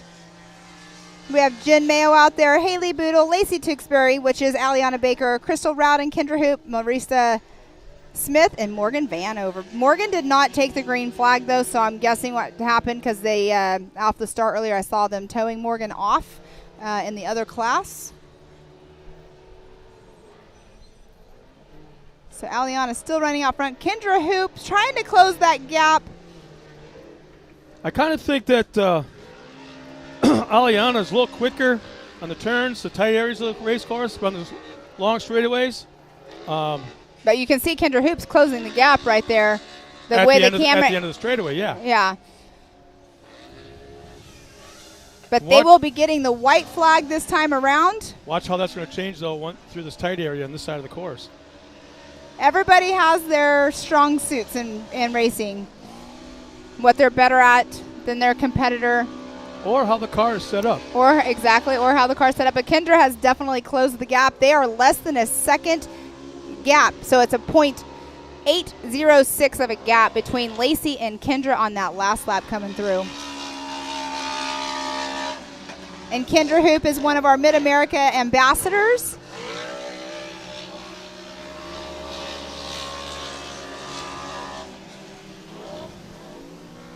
But yeah, nice little chat with them yesterday on screen. Aliana keeping that lead, trying to make that gap a little bit bigger, but Kendra's doing what she can to try to close that gap. So you can see her drift that corner.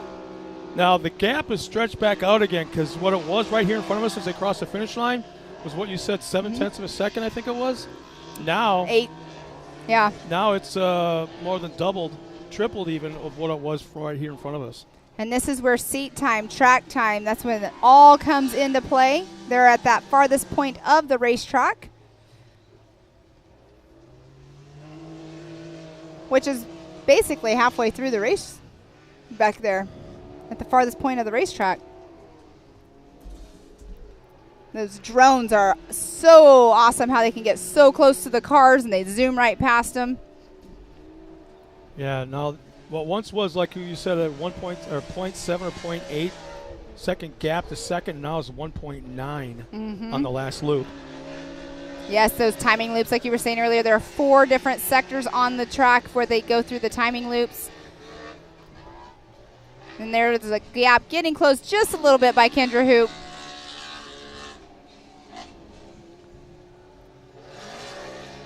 And they will be getting the checkered flag. That look at Kendra on screen, just trying to get as much as she can past Lacey, or not Lacey, past Aliana. And they just got the checkered flag, so Aliana Baker in that number 1 position. Kendra Hoop in number 2. Maintains the points lead, overall points lead, I should Yep, say. and Haley Boodle just now came through in that 3rd position in the number 10 in her brother's car. And Marissa Smith should be coming through here shortly. Yeah, And Jen Mayo, that is her on screen right there. one car's coming across the line now, or is about to, and then there's 2 Oh, more on course. that's the 14 of Marissa Smith right there. That just crossed the finish line. And Jen Mayo's going through the Ultimax Spillway right now. She'll be coming through and getting that checkered flag. So Jen Mayo and Crystal Rowden still out on race course, and that will be the complete of the women's turbo class. Race And number guess 13. who checks in? Lacey. Hi, Great Lacey. job, ladies. She goes. Awesome. Thanks for watching. Sorry for the confusion. I thought you were here. I'm not sure what was going on, but now we know. And I believe her husband's racing up at Crandon. Wouldn't be surprised. I'm pretty sure he's up because he's racing the Champ Series. Maybe that's where she's at. So next up, we are going to have the Pro NA class. This is the Pros are coming up. 2 more races to go. 14 and 15. In the Pro NA class, we should have 12 cars take that green flag. We have in the number 17 current points leader, Mr. Colin Truitt, in number 1 position. Number 21, Kanan Baker in 2nd. The 99 of Kyler Holcomb in that 3rd. The number 10 of Jeb Boodle in 4th. 93 of Jacob Giesendorf in that number 5 position. 6th position, the 95 of Eddie Enzyme. The 7th position, the 717 of Ray Barnes. 8th position, 955 of Brock Larson. The 9th position, the 945 of Gage Hughes. The 10th position, the 93 of Corey Willis. 11th, number 75 of Cross Kirchmeyer. The 12th position, the number 15 of Connor Wood. All right, you guys, this is going to be the beginning of the pro classes. This is when you see people coming all over here and the hill literally filling the will fill up, hills. yeah. Filling the hills. So it sounds like we're going to go to a quick commercial break, and we'll be back after this. Upgrading. It's what we do. So upgrading is what we did. Introducing the IQ equipment lineup powered by HMF. Designed for the most adventurous side-by-sides in the world, IQ equipment has the strength to tackle the off-road head-on. Bolt-on American-manufactured steel. Engineered to increase strength, durability, and protection so you're equipped to handle the most extreme performance. When you're ripping through the desert at full throttle, or tearing through some of the most brutal terrain in the world, you're going to need equipment that keeps you moving at a high level. Because when you have the performance and you have the protection, you then have the confidence to actively pursue your passions just as freedom was intended to be. HMF, equipped to perform.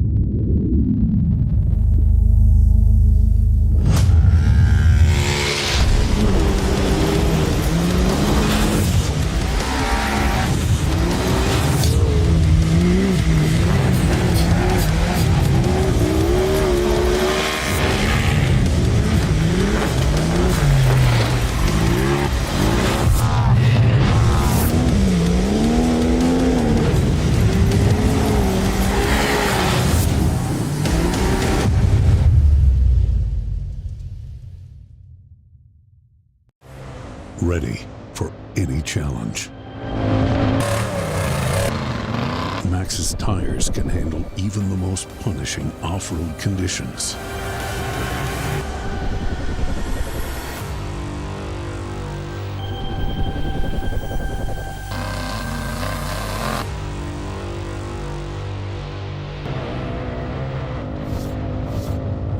Maxxis tires. Tread victoriously.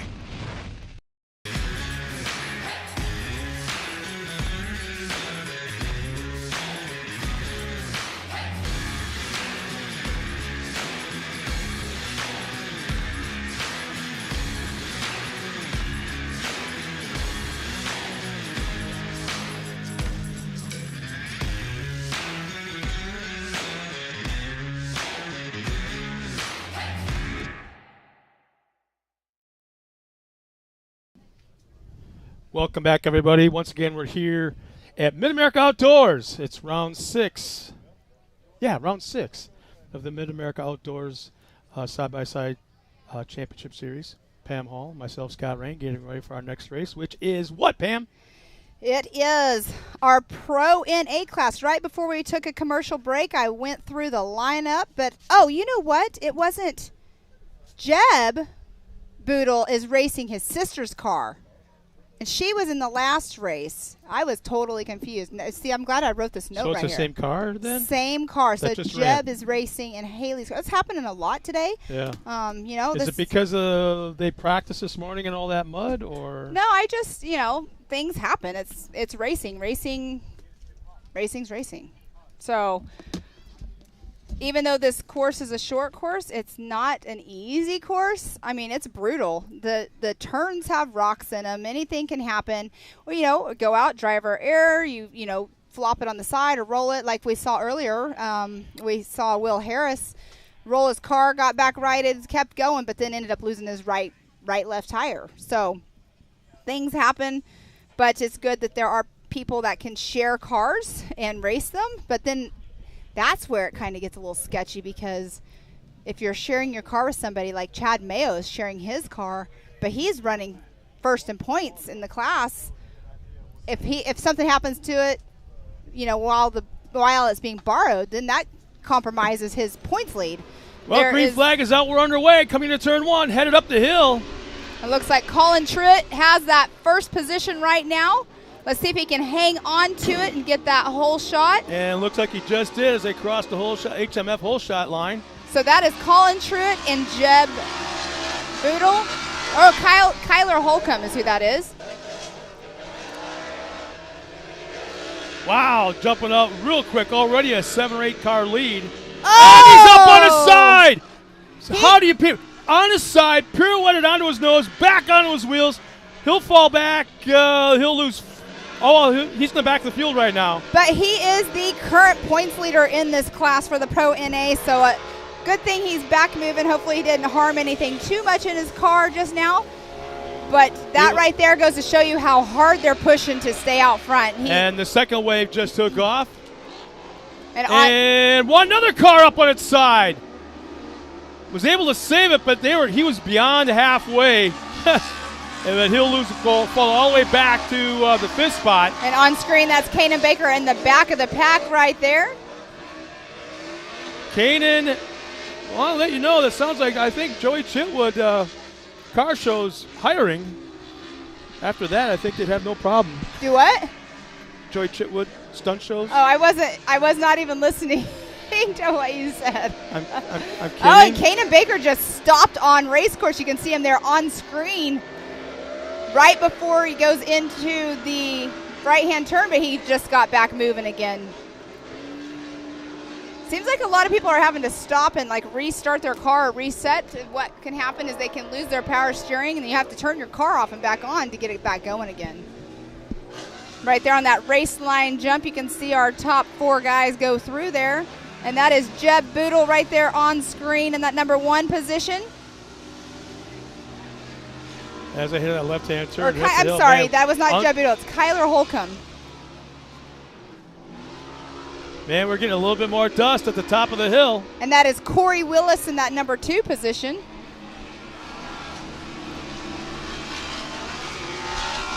And Ray Barnes in that third position.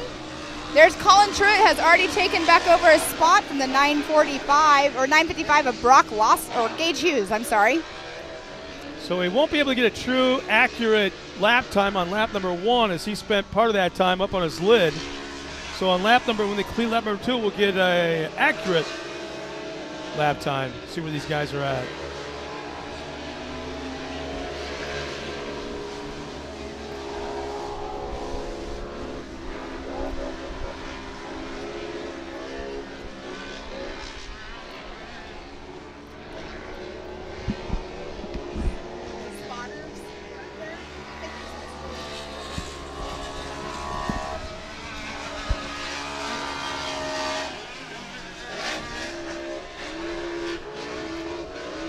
All right, on screen we got that battle going on. That is Corey Willis right there in that second position. That first position, I believe, is at 99 of Kyler Holcomb.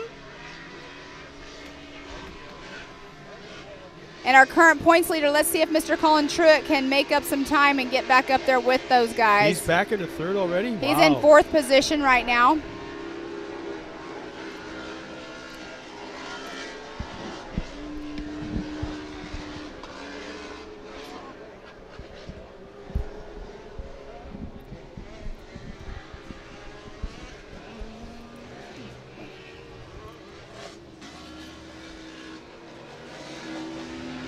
So our leaders are crossing the finish line, completing another lap. Let's see if we can get some lap times. I can see a 159, 159, 206, 2 flat.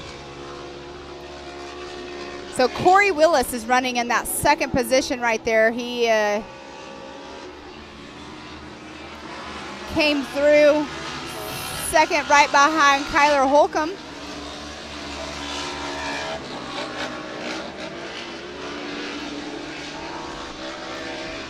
And on screen, you can see Corey Willis right there behind Kyler. And that's a 717 right there on screen of Ray Barnes. Whoa, big time rollover all the way down the hill. And that's Colin Huge. Truitt again. Truitt. Almost, shoot, I want to say from that first tree at the top of the hill all the way down to the bottom of the hill. Did he catch it? Barrel roll, it wasn't even a barrel. It went from front tires to back tire, front tires to back tire. Just a huge, huge rollover. I did not see it happen. It was not that fast. It wasn't like a sprint car rollover, but it just kept going and going and going, just because the incline or the decline, I guess, of the hill. Well, yeah, kept downhill momentum. That's unfortunate because he is the current points leader, and they just went by Kanan Baker is sitting on the side of the racetrack as well. And he's up there in points as well. So the track crew was there almost instantaneously. As soon as he came to a stop, the track crew was right there. Well, that is a spot right there where a lot of them are sitting. Hopefully everything will be okay. I know he has problems with his shoulder, and on the off season, he's going to have that repaired. But right there on screen right now, that is the 99 of Kyler Holcomb. And that number 1 position. And in number 2 is still the number 93 of Corey Willis. 777 in that third position, or 717 of Ray Barnes on screen. So there's going to be a yellow flag going up the hill and a yellow flag coming down because well, you have to because you're right in the middle. Those lanes are so close. And that's happened quite a few times today. And on screen right there again is Kyler Holcomb. He's going through by where the yellow flag is. You have to go up over the Talladega turn. They're doing exactly what they need to do, 12 to 15 miles an hour, no passing, and now get back on it once they come off that little bit of a jump or that little lip into that right-hand turn. Safety crew doing their job, making sure everything's all good with Mr. Colin Truitt, our current points leader, and right there on screen is the 945 of Gage Hughes, getting ready to go up over that Talladega turn. And on screen again, Kyler Holcomb and Corey Willis.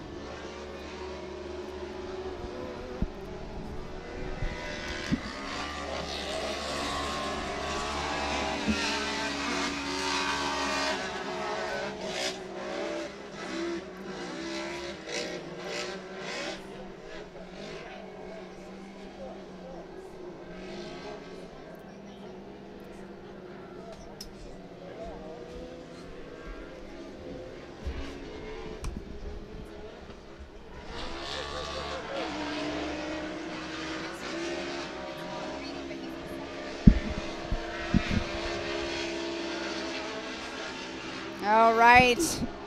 What do we have going on here? There we are on screen. Kyler Holcomb, Corey Willis. Corey Willis is closing that gap. That is the right-hand turn right before the finish line. They will be getting the white flag this time around. They are doing 5 laps. So the pro classes do 5 laps in the heat races. Yeah, this is going to be a heck of a battle as long as nothing goes on. Well, they have to go through that yellow flag section, too. There's that.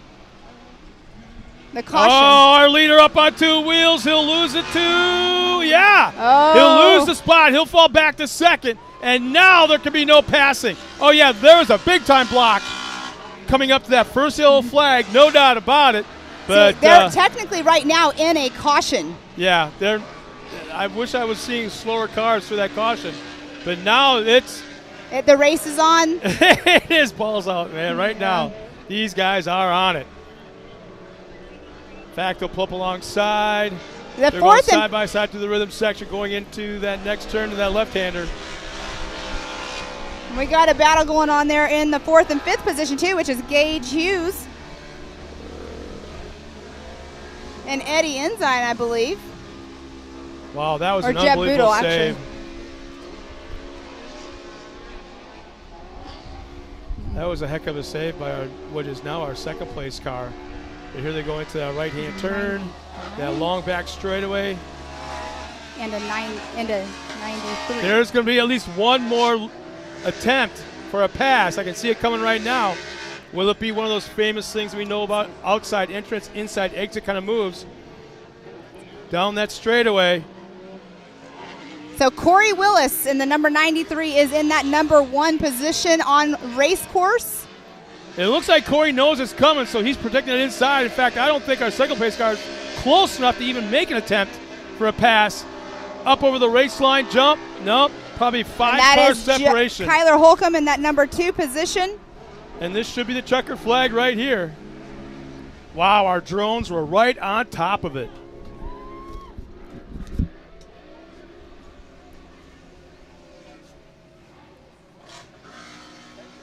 That's actually Jacob Giesendorf, not Corey Willis.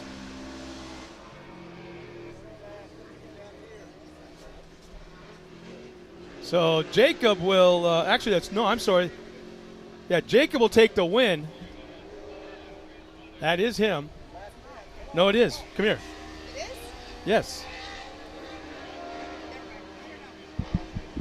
So we've got quite a few different replacement drivers this afternoon. So I'm telling you what, for the fans that are watching us at home, Lacey, thank you for the updates. Austin, thank you for the updates.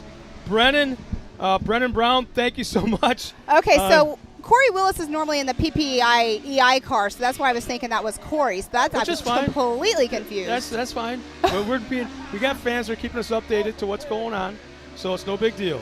But again, thank you to the people who are watching us at home and keeping us updated. Basically slapping our hand via the internet. So it is, what does it say on there? Jacob takes the win. No, Corey's brother and teammate. Brennan Brown.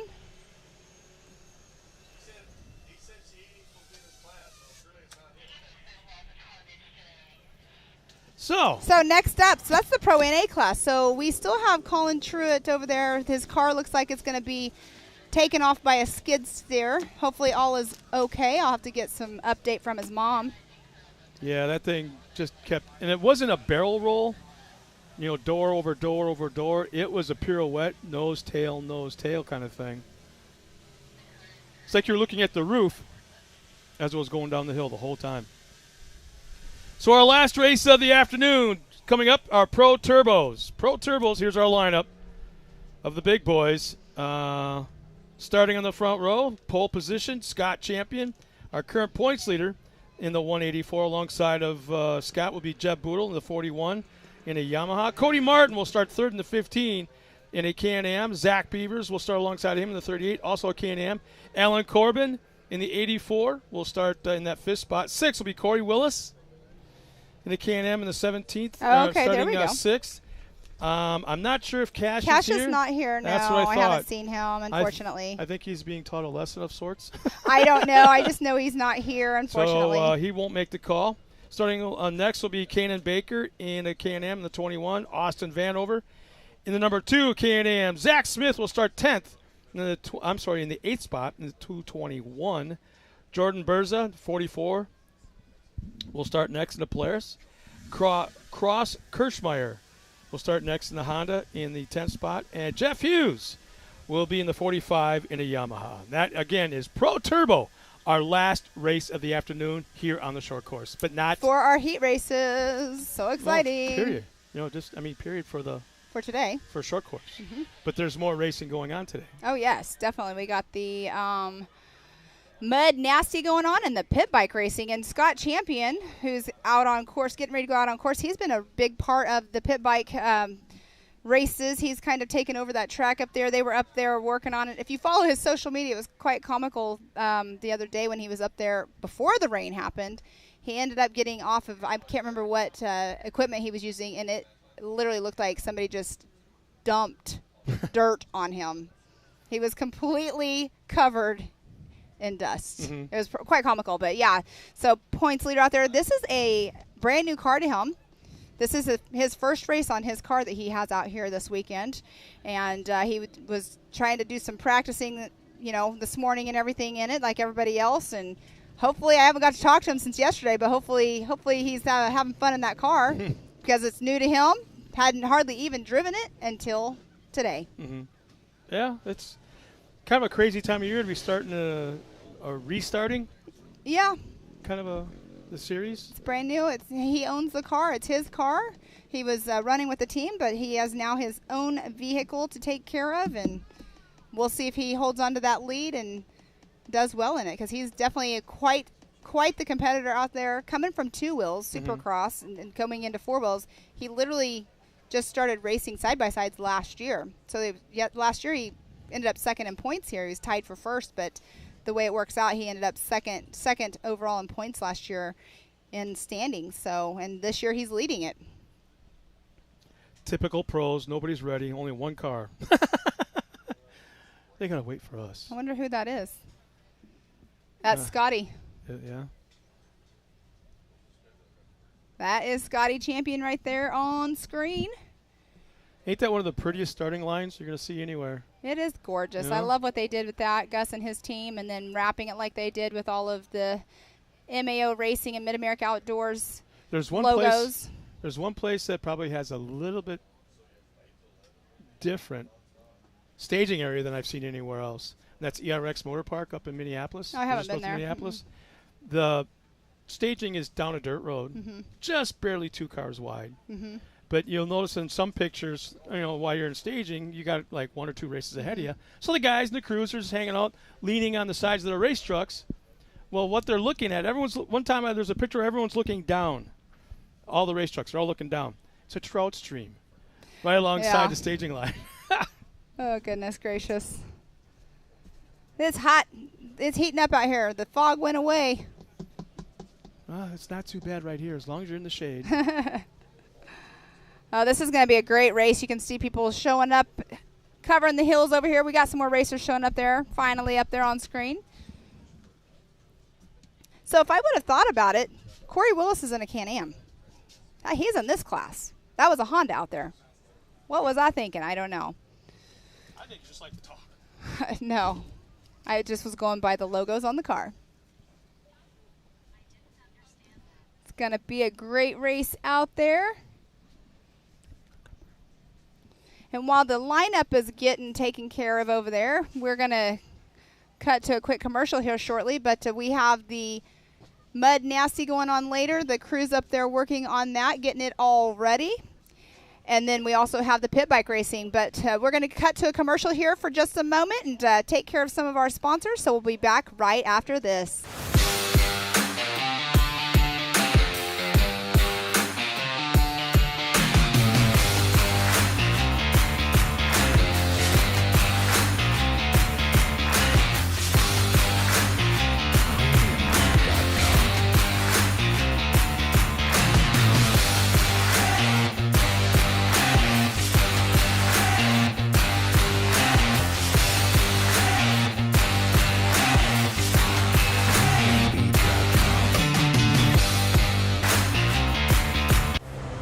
ready for any challenge.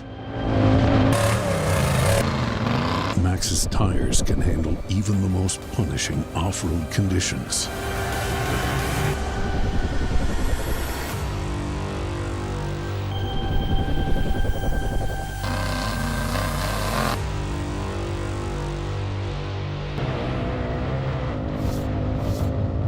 Maxxis tires. Tread victoriously.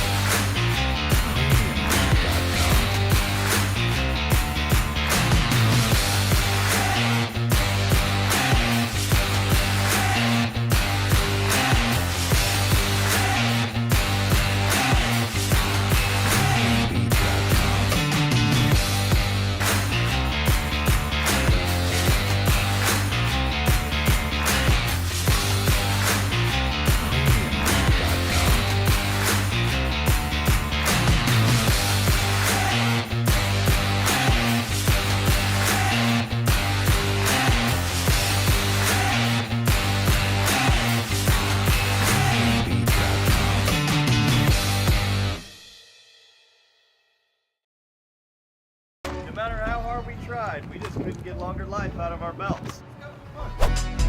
That's why we were so excited when we found these new Gates Redline belts. They have a super simple 3-step process for breaking in your belt the right way. Clean the sheaths with a Scotch-Brite pad. Remove any old belt residue, glazing, oil, or debris on the clutch sheath area with alcohol or acetone, and make sure the breather tubes are free of any old belt material. Step 2, install your new Gates Redline belt. Step 3, perform 2 10 to 15 minute heat cycles, giving it easy throttle on flat ground. Then, you're going to repeat for the second heat cycle. The best part, the process is so simple and easy, it really helped us with our competitiveness. Yep.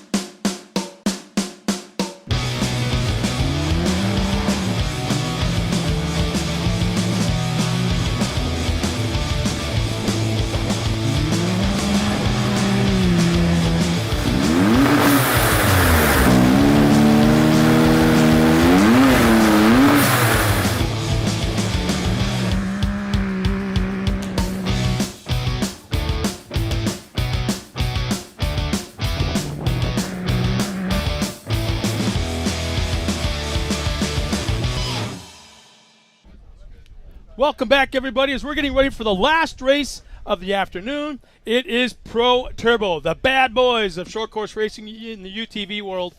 Pam, this is what everybody's kind of been waiting for.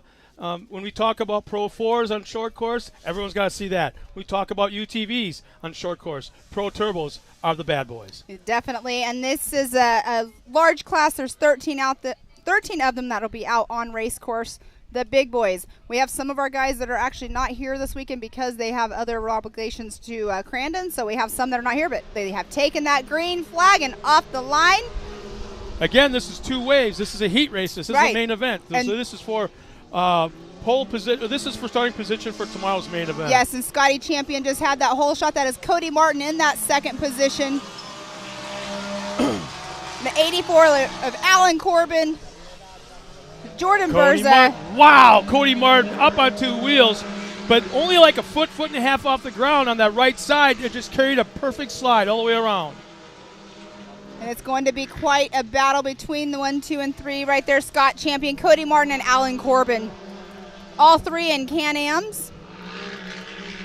We will have a second wave going off here, like you said, in just a minute. But on course right now, we have Scott Champion, Cody Martin, Alan Corbin, Jordan Berza, Jeff Hughes, and we can hear in the background the motors of Wave 2, which will have Kanan Baker, Austin Vanover, Jed Boodle, wow. Zach Beavers. Pam, this is amazing, the speed that Can-Am's carried up the hill into that left-hand turn. And that's Beavers that got the whole shot in this second round here, and that is Kanan Baker in second position. I think Kanan Baker's car is my favorite look right now. I love that low profile, almost stealth. Got Jeb Boodle in that third fighter position. jet kind of look. That is so neat. All right, let's see how this all pans out here Man, today. Martin is screaming down that back straightaway, up over that tabletop jump. I got to tell you, Pam, I think over the last probably 3 or 4 rounds that Martin has been the he may not have won everything in sight, but he's always right there at the top spot. He's been bitten by a bug here and there. Yes. But I really think that car and that driver, Cody Martin, have been probably the fastest on the race course at any given time. Yes, and that is him on screen going by where the kids spotters usually stand, and that's Scotty Champion right behind him. And on screen doing that jump just now was Alan Corbin, the number 84.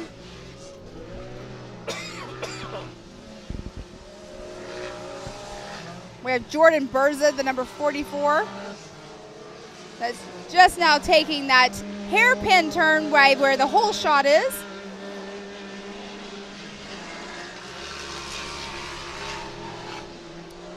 So that is Zach Beavers on screen. Kanan Baker in that second position in the second wave. There's Corey Willis right there on screen making a pass for that third position of the second wave of cars. Let's see if he can pull it off. Up over the race line jump.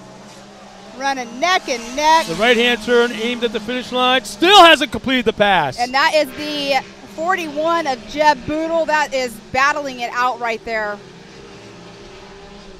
Well, there has been some separation, but it happened off camera.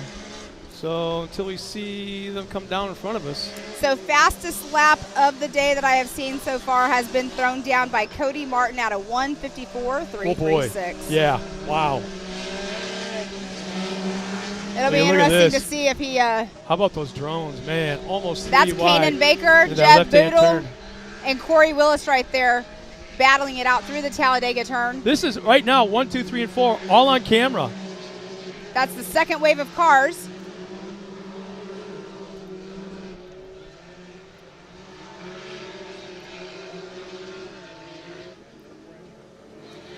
So again, that is Zach Beavers. Kanan Baker just got passed by Corey Willis. And that was clean. Wow. And then Jeb Boodle right there in that fourth position behind them.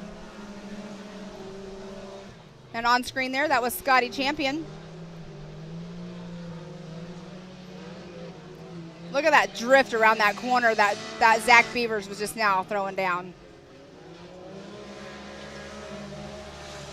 The 41 of Jeb Boodle right there. He's in a Yamaha.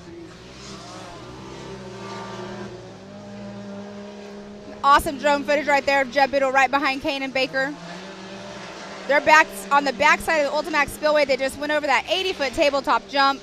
They'll get ready to come through the start-finish line here in just a moment. They will be doing 5 laps for their Pro Turbo class here at round 6 of the side-by-side championship series. That's the race line jump right there that they just went over. Right there, Corey Willis on screen, number 17. The first wave of cars that came up for the Martin. heat race or took the green flag have really gapped between each other, first, second, and third. Meanwhile, the second wave is a whole different story. They're all running close. Oh, boy. And there we are again with Zach Beavers and Corey Willis on screen. The drone footage is amazing. Following them through, that is the right-hand turn that they're going to now go up onto the Talladega turn.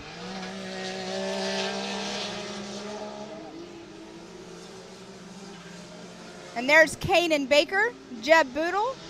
They're kind of gapping between those two. So there's Corey Willis and Yeah, Zach they've fallen back Beavers. about 15 car lengths or so from the battle in front of them.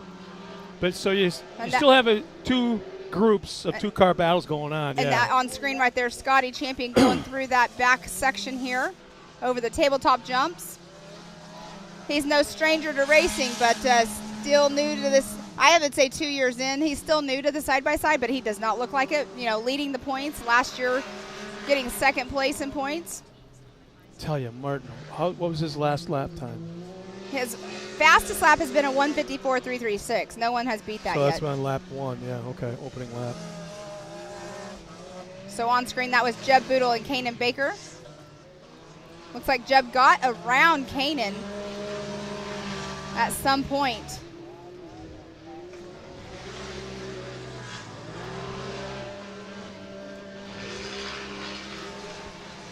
There's a nice overview of the race course.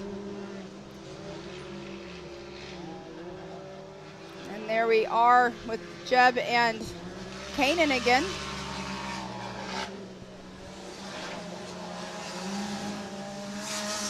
Awesome to see how far they launch over. On screen right there is Cody Martin. He is leading the race of the first wave. He has the fastest lap time so far of the race. So Scotty Champion, our points leader, is running in second position right now not overall, but on physical race course. But look at that battle going on right there. That's all. Zach Beavers got passed, I believe, by Corey Willis. I can't quite tell, but I believe that he just got passed when we were not seeing him on screen. Yeah, exactly. Yep. They just went through the Talladega turn. And there we are with Mr. Cody Martin again right there on screen, launching over those jumps. The backside where the Ultimax Spillway is. He's heading towards the race line wheels. Look at the battle tabletop. going on screen right now into the whoop section. Let's see what Cody's lap time is this time around. That's Corey Willis right there. Zach Beavers almost got up on two wheels. Going through that little step-up section on the backside of the race course. Well, Cody's about a second and a half off his fast lap, so right now he's going just as fast as he needs to maintain that spot. No point going any harder than that. Exactly. Why push it when you already got it? I mean, what's the gap back to second? 7.5, almost 8 seconds. They're on their last lap. They've had the 10 white seconds. flag. So they'll be finishing up here in just a moment. And here we are. Let's see. I believe there's Corey Willis, Zach Beavers right there. Cody Martin should be coming through, getting that checkered flag here in just a minute. But on screen, there is Corey Willis and Zach Beavers battling it out. Corey Willis is running in 5th position. Zach Beavers is in 6th.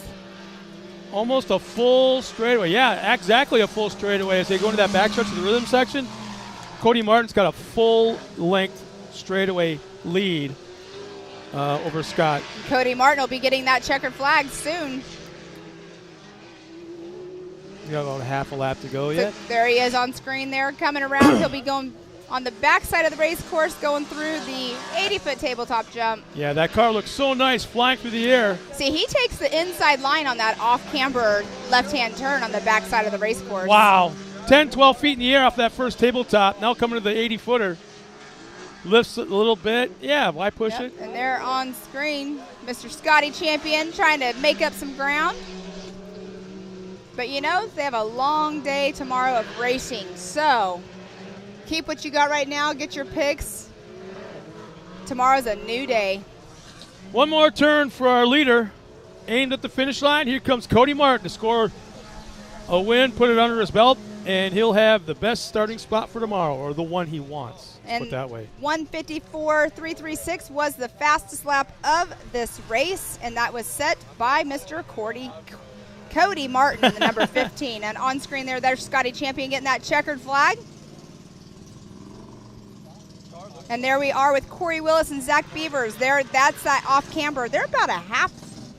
Easily a half lap, yeah.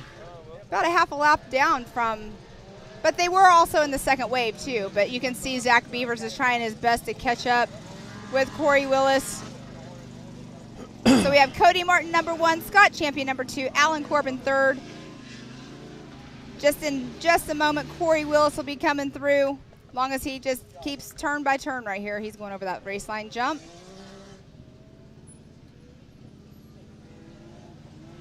As you can see, oh, and he just got a bicycle right there on the last turn before that checkered flag. Wasn't really bad, but enough to make you pucker. Let's put it that way. Oh, that was a oh no. And see, what did I just say too? As long as he can keep it good. And there we are. On screen right there. Clyde, are we going live with that is Jeff Hughes. The bounty, or just at 3? All right. Lots of stuff going on today. We got some fans back here.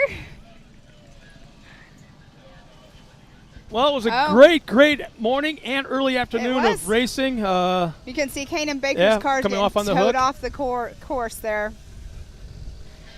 But the day's not even near being done racing yet, Pam. As we're going to take a quick break.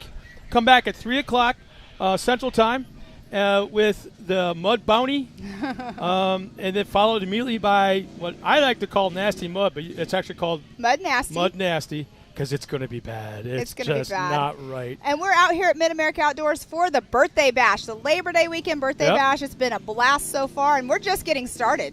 I mean, because the rain delayed us yesterday, but we did have our opening band last I think night. we learned a lot leading into tomorrow's main events. We learned a lot from what these guys are doing. Mm-hmm. Some are obviously kind of taking it easy, playing that points game, I think. Yes. Some guys are like, you know what, there's only 2 more to go after this. I got to start scoring some points. Right. So we saw a little bit of 2 things. And then on top of that, I think the story of the day is how the track changed. Oh, it changed dramatically, I would say. I mean, it was muddy, nasty this morning, slippery, and it's already dry, and we're seeing dust out there. The mud puddle at the end of the whoop section was still there, but it wasn't anything like it was. Yeah, it was on probably race 3-4 inches morning. deep first thing this morning. Right. But here's the thing. I can't help but think that some of at least the pro drivers they'll put tires on the race cars according to what they think is right for that moment. They'll come up to staging and they'll watch the track, and at the last minute they'll make a decision, and they'll have another set of tires just in case right there and do a quick swap right before they go right into the starting line. So I think we're going to see some pretty cool strategies played out tomorrow. Yeah, it's going to be an awesome day tomorrow of racing. Like you're saying, the points thing, but we are getting to the end. So the ones that are close, like in the women's class, we have Kendra Hoop is only 1 point behind Lacey Tewksbury in points. There's a lot of single-digit points races going on right now. Single digits, not 10, 11, 12. No, we're talking about single digits. Right. And in many cases, it's 1 or 2. Exactly. But we have lots of racing, so you guys make sure at home you stay tuned because we do have the Mud Nasty. Coming back at 3:00 with the Mud. Well, it's mud. What more can we say? It's going to be mud. It's going to be really, really muddy from this point on. Come back at 3:00. We're going all the way into probably up to 10:30 tonight. It'll be with all kinds of mud stuff. Mud Nasty coming up at 3:00. We'll see you then. Thank you for joining us. On behalf of Pam Hall, myself, Scott Rain, and the entire crew right here, what a production staff we've got. They really make us, kind of look good. At least better than we do normally. We'll see you at 3:00, everybody.